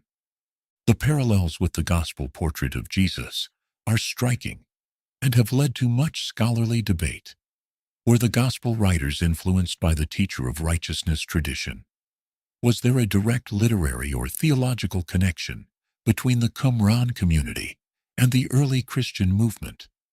Or are the parallels simply evidence that both communities were drawing from the same deep well of Jewish theological tradition, that both understood the world in similar terms, used similar language, and expected similar kinds of divine action? For our purposes, what matters is this: the Dead Sea Scrolls show us the theological world that Jesus was immersed in during his hidden years. They show us the language he would have been speaking, not just literally, though the Aramaic and Hebrew of the scrolls were his actual languages, but theologically and metaphorically. They show us the questions he would have been wrestling with, the texts he would have been reading and interpreting, the categories of thought within which his own understanding was forming. The concept of a new covenant, which appears in the scrolls, and which Jesus would later invoke at the Last Supper. "This cup is the new covenant in my blood," was not Jesus's invention. It was an idea already present in the prophets, already being interpreted and developed by communities like the one at Qumran, already a live question in the theological conversation of the time. The concept of the kingdom of God, the central theme of Jesus's preaching, was similarly not new. The scrolls contain extensive reflection on the expected kingdom, the time when God would directly rule over his people, when the wicked would be judged and the faithful vindicated, when the age of foreign domination would end and the age of divine justice would begin. What was new in Jesus was not the language, not the basic framework, not even the central hopes and expectations. What was new was what he did with all of it, the interpretive revolution he brought to bear on the inherited tradition, the radical reframing of who would inherit the kingdom and on what terms, the stunning claim that the kingdom was not merely coming, but was already present, already breaking into history, already available to anyone who had the eyes to see it. But that interpretive revolution, that creative transformation of inherited material, requires first that you possess the inherited material deeply and fully. You cannot transform what you don't know. You cannot transcend what you haven't first inhabited. The hidden years were the years of inhabiting, of knowing the tradition from the inside, deeply and fully, with the intimacy of someone who has lived with it not as an observer but as a participant. The Dead Sea Scrolls show us the depth of what there was to inhabit, and they help us understand why 18 years might have been necessary, why the formation that produced the teaching of the Sermon on the Mount, and the parables of the prodigal son, and the Good Samaritan could not have been accomplished in a shorter time. Some things cannot be rushed. Let us think about travel. In the modern world, travel feels easy. Airplanes and highways and GPS navigation have made it possible to move vast distances in a matter of hours. But in the ancient world, travel was difficult, slow, expensive, and sometimes dangerous. And yet, and this is the crucial point, the ancient world was not as isolated as we might assume. People did travel. They traveled a great deal. The Roman Empire had, by the 1st century of the Common Era, constructed the most extensive and well-maintained road network the ancient world had ever seen. The famous Roman roads, engineered with layers of gravel and stone, provided with milestones and way stations and bridges, connected the far corners of the empire. A merchant, a soldier, a pilgrim, a philosopher could travel from the Atlantic coast of Spain to the borders of Mesopotamia, along roads that, while not comfortable by modern standards, were serviceable in most weather and in most seasons. The Mediterranean Sea, which the Romans called Mare Nostrum, our sea, was, in the 1st century, essentially a Roman lake. Regular shipping lanes connected its ports. Merchant vessels carried grain and olive oil and wine and timber and manufactured goods back and forth across its waters. Passenger travel was possible on these merchant ships. More expensive than walking, certainly, but an option for those with some resources. And beyond the Roman road system, there were the older trade routes. The incense road that brought spices and aromatics from Arabia through the Negev desert and up to the Mediterranean coast. The routes connecting Galilee to Damascus and the cities of the Decapolis to the east.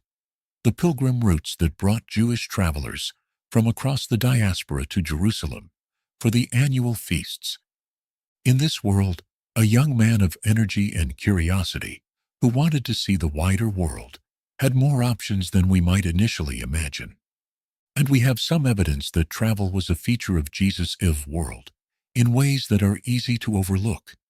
The story of the Passover pilgrimage to Jerusalem, as we have already noted, involved a journey of roughly 90 miles, not negligible by any standard. If his family made this journey annually, as Luke suggests, Jesus would have walked 1,800 miles by the time he was 30, simply in annual pilgrimages. He would have known the roads, known the way stations, known the people who traveled them. The trade connections of Galilee connected the region to a much wider world. The Sea of Galilee's fishing industry fed not just local consumers, but customers in Jerusalem and in the cities of the Decapolis. The olive oil of the Galilean hills was traded throughout the Mediterranean.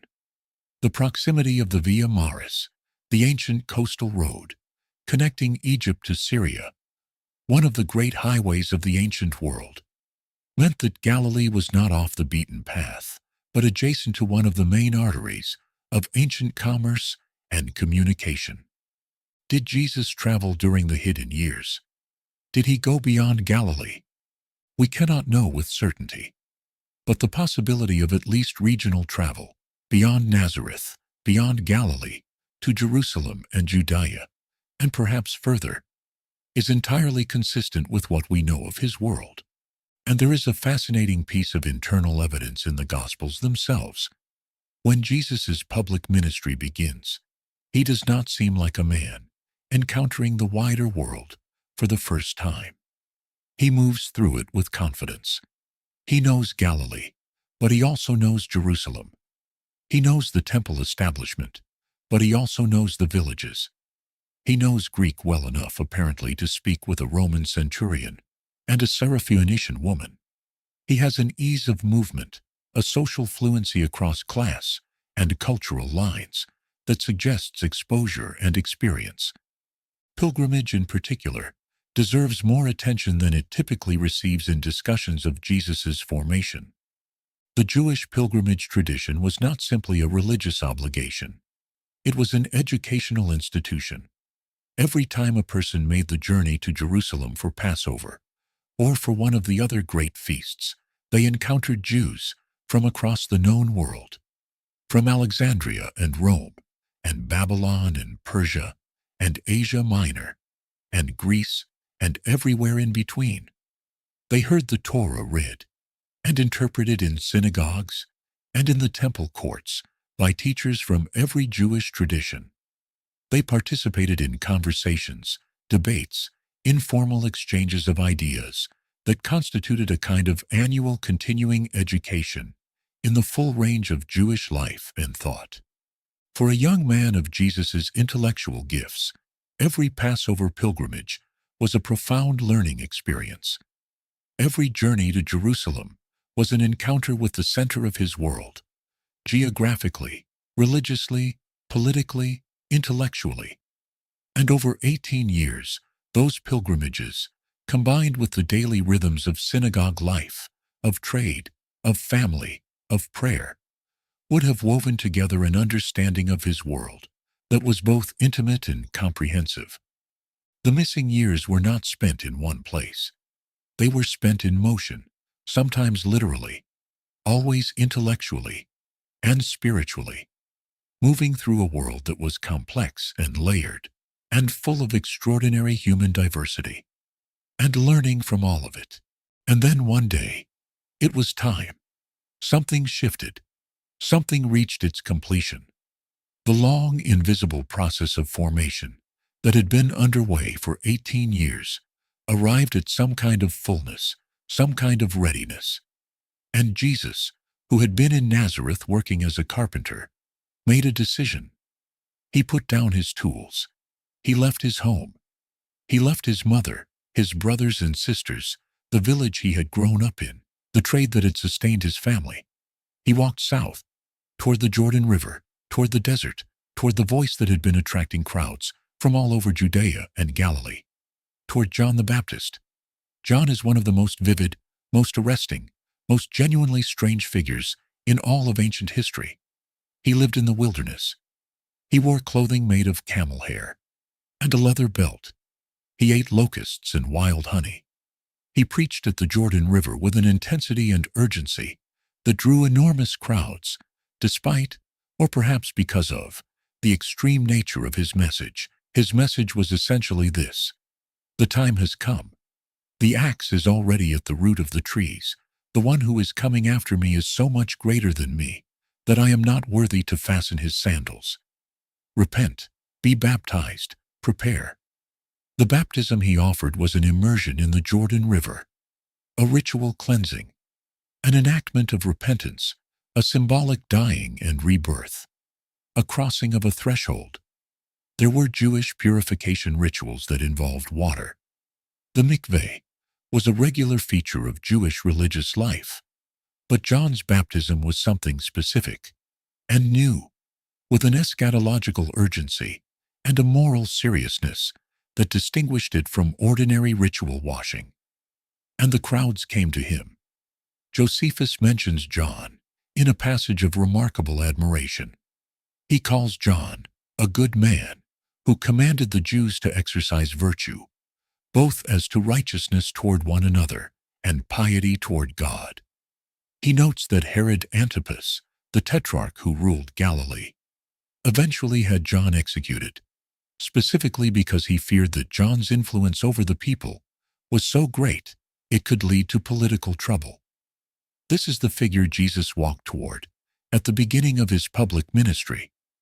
Luke tells us that Jesus was about 30 years old when he began his ministry, and that ministry began with the baptism by John. The three synoptic Gospels all record this event. Jesus came to the Jordan, was baptized by John, and as he came up out of the water, the heavens opened, the Spirit descended like a dove, and a voice was heard, "You are my beloved Son, with you I am well pleased." Whatever the nature of this experience, and it has been interpreted in every possible way by theologians and scholars across the centuries, it is clearly depicted as a turning point, a moment of divine confirmation, a threshold crossing that marked the end of one phase of life and the beginning of another. The hidden years ended here, at the Jordan River. But let us pause before we rush forward into the public ministry and consider what the meeting of Jesus and John tells us about the end of the hidden years. John and Jesus were related, cousins, according to Luke. They may have known each other to some degree since childhood, but whatever the nature of their prior relationship, the encounter at the Jordan has a particular character. Matthew's Gospel records a brief exchange that is enormously revealing.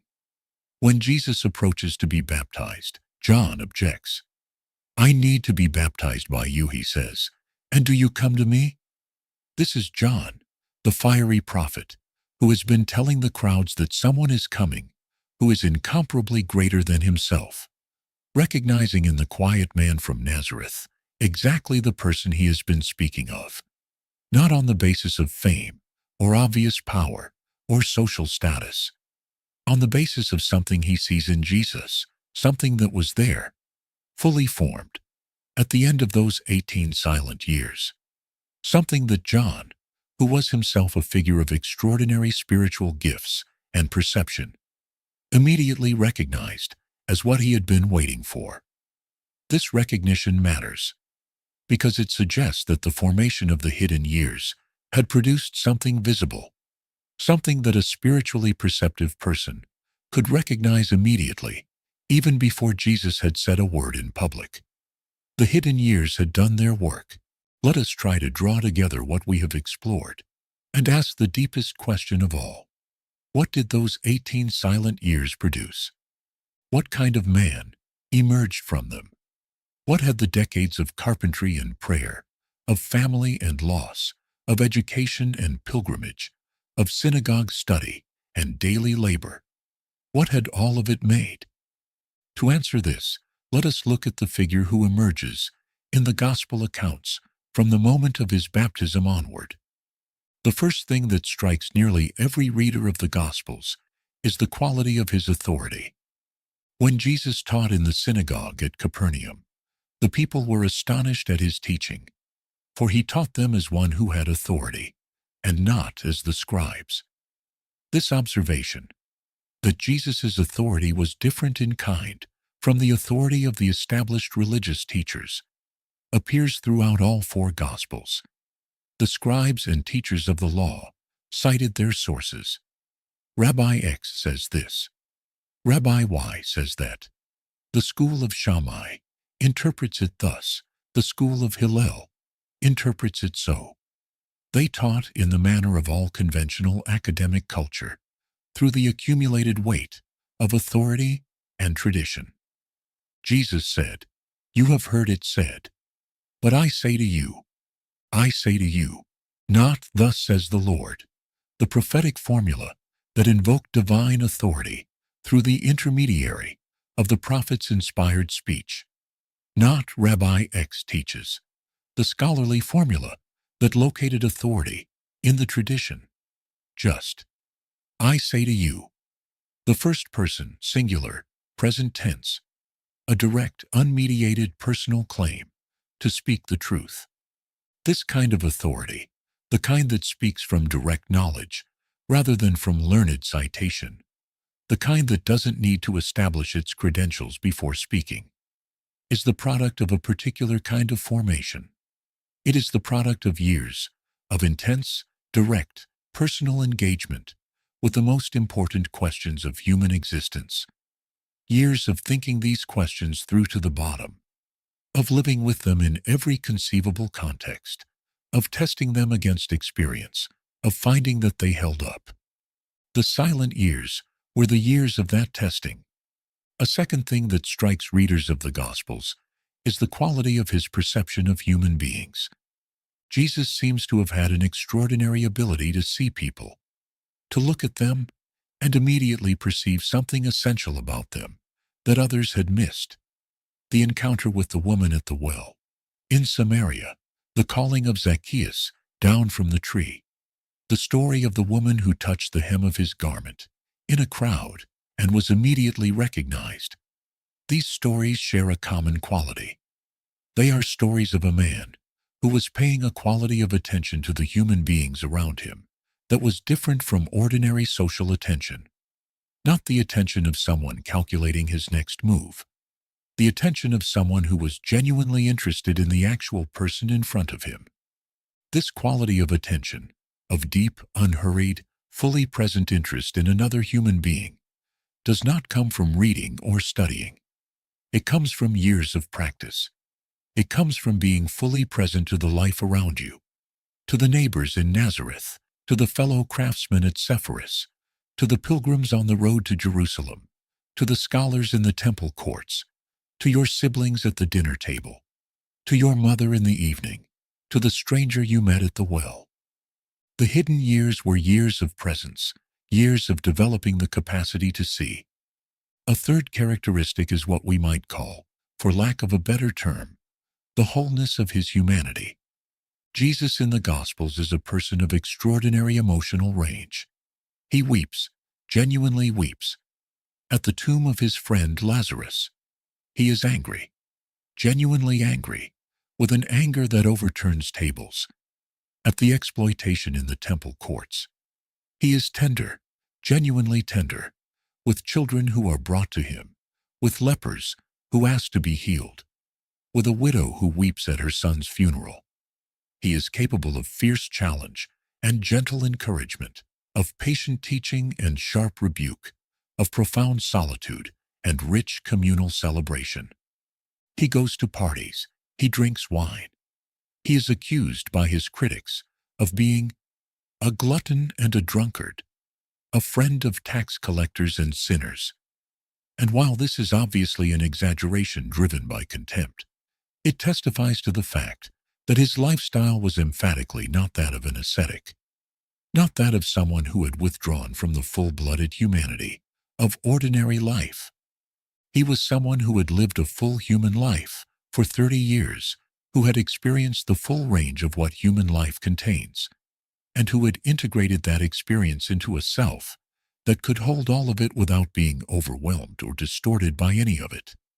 This is not the product of a brief or sheltered or narrowly focused formation. This is the product of 18 years of full human engagement. And finally, perhaps most importantly, the silent years produced a person who knew what he was for. When Jesus is tempted in the wilderness, the temptations are specifically about identity and purpose. If you are the Son of God, turn these stones to bread. If you are the Son of God, throw yourself from the temple and let the angels catch you. All the kingdoms of the world I will give you, if you bow down to me. These are not generic temptations. They are specifically targeted at the questions of who Jesus was and what his mission was. And he rebuffs them with total clarity, with no hesitation, with a sureness about who he was and what he was called to do that suggests these are not questions he is working out for the first time in the wilderness. These are questions he had already answered, questions that the silent years had resolved. The 3 years of public ministry that follow, the teaching, the healing, the controversies, the final journey to Jerusalem, the death, and what came after, are the harvest of the 18 years of hidden growth.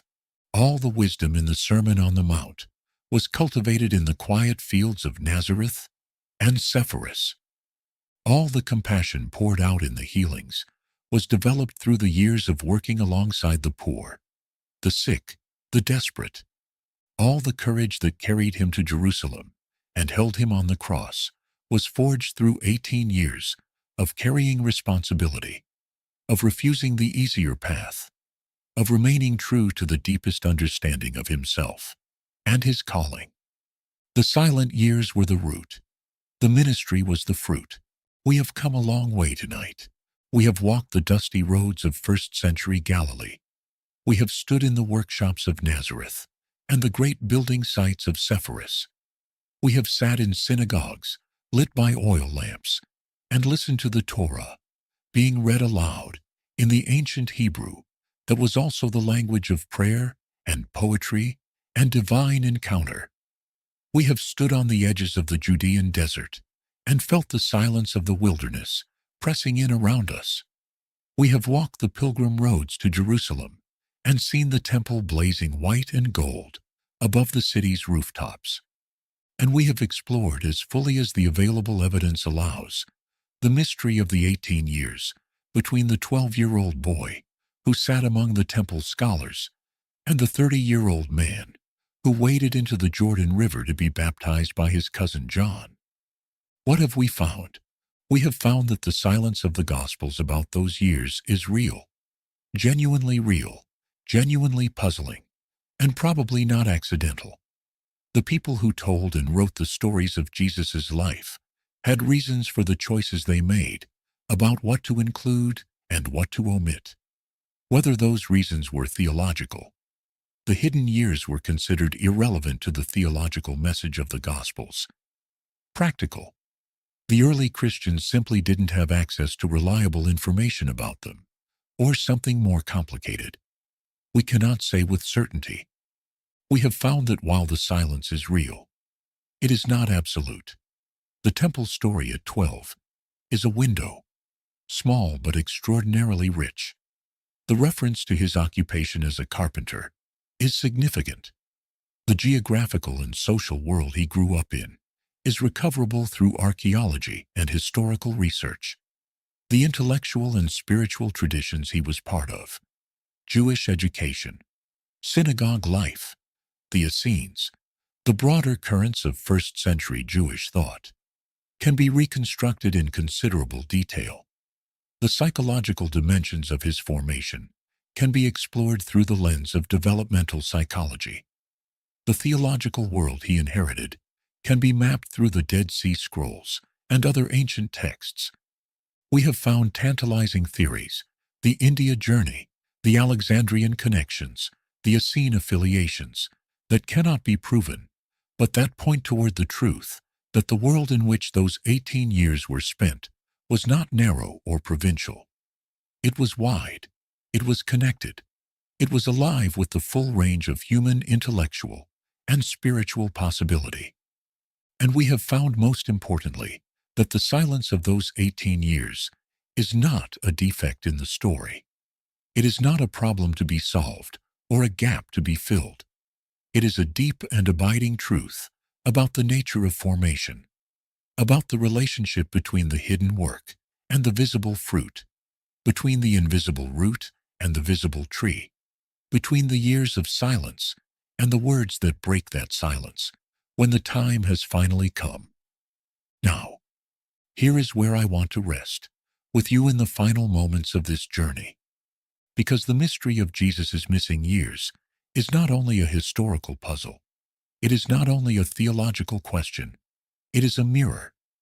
When we look into those 18 silent years, when we contemplate the mystery of what was forming in the quiet of ordinary life, in the workshops and the synagogues and the desert evenings, we are also, in some sense, looking at our own lives, because most of us spend a great deal more of our lives in hiddenness than in visibility.